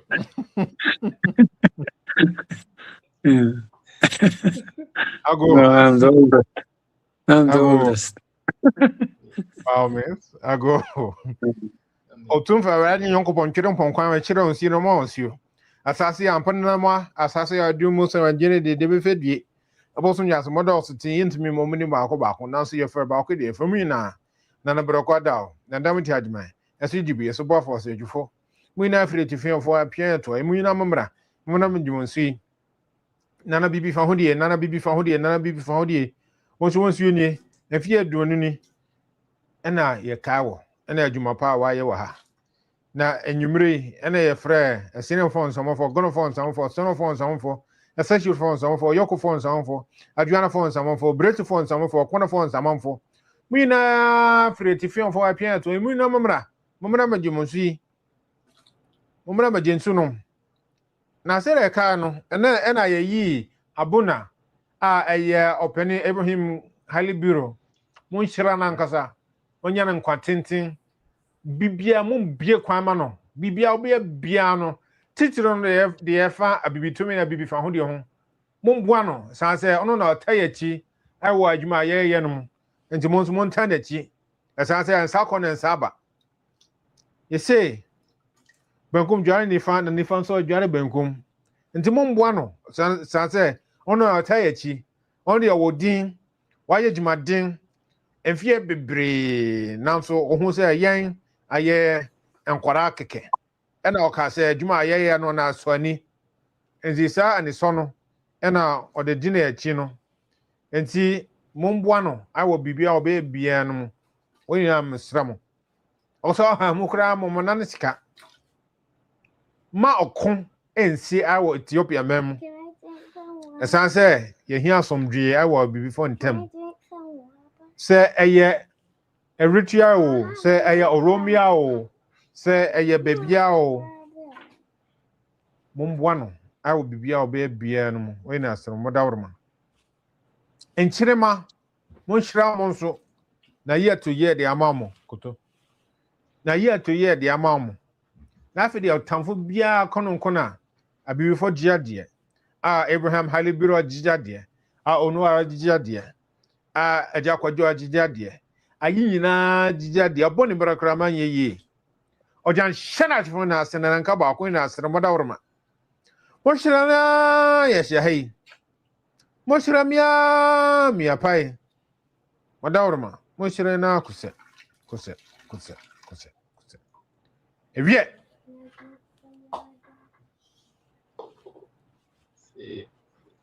Say, thank you everybody for tuning in. This is your first Abibitumi Film Club. Thank you to our guest again, to my stunt double, aka the less handsome version of me. I thank you, my brother. Let's do this again. The story. So Abraham, we have this running joke that anytime I'm in a film and I need to be in a car crash, then we just put Onuara in there to take all the licks, and then I come back to spotlight. So he looks enough like me. Great. Right. No, you are good filmmakers too. So next time we'll discuss about film. With the right lighting, we can make it look a little bit, more presentable. But don't you worry. No, but thank you, Abraham. You are welcome. Thank you, everybody, for tuning in. We will see you again on the next one. The Darcy, Dalunu. Abibitumi.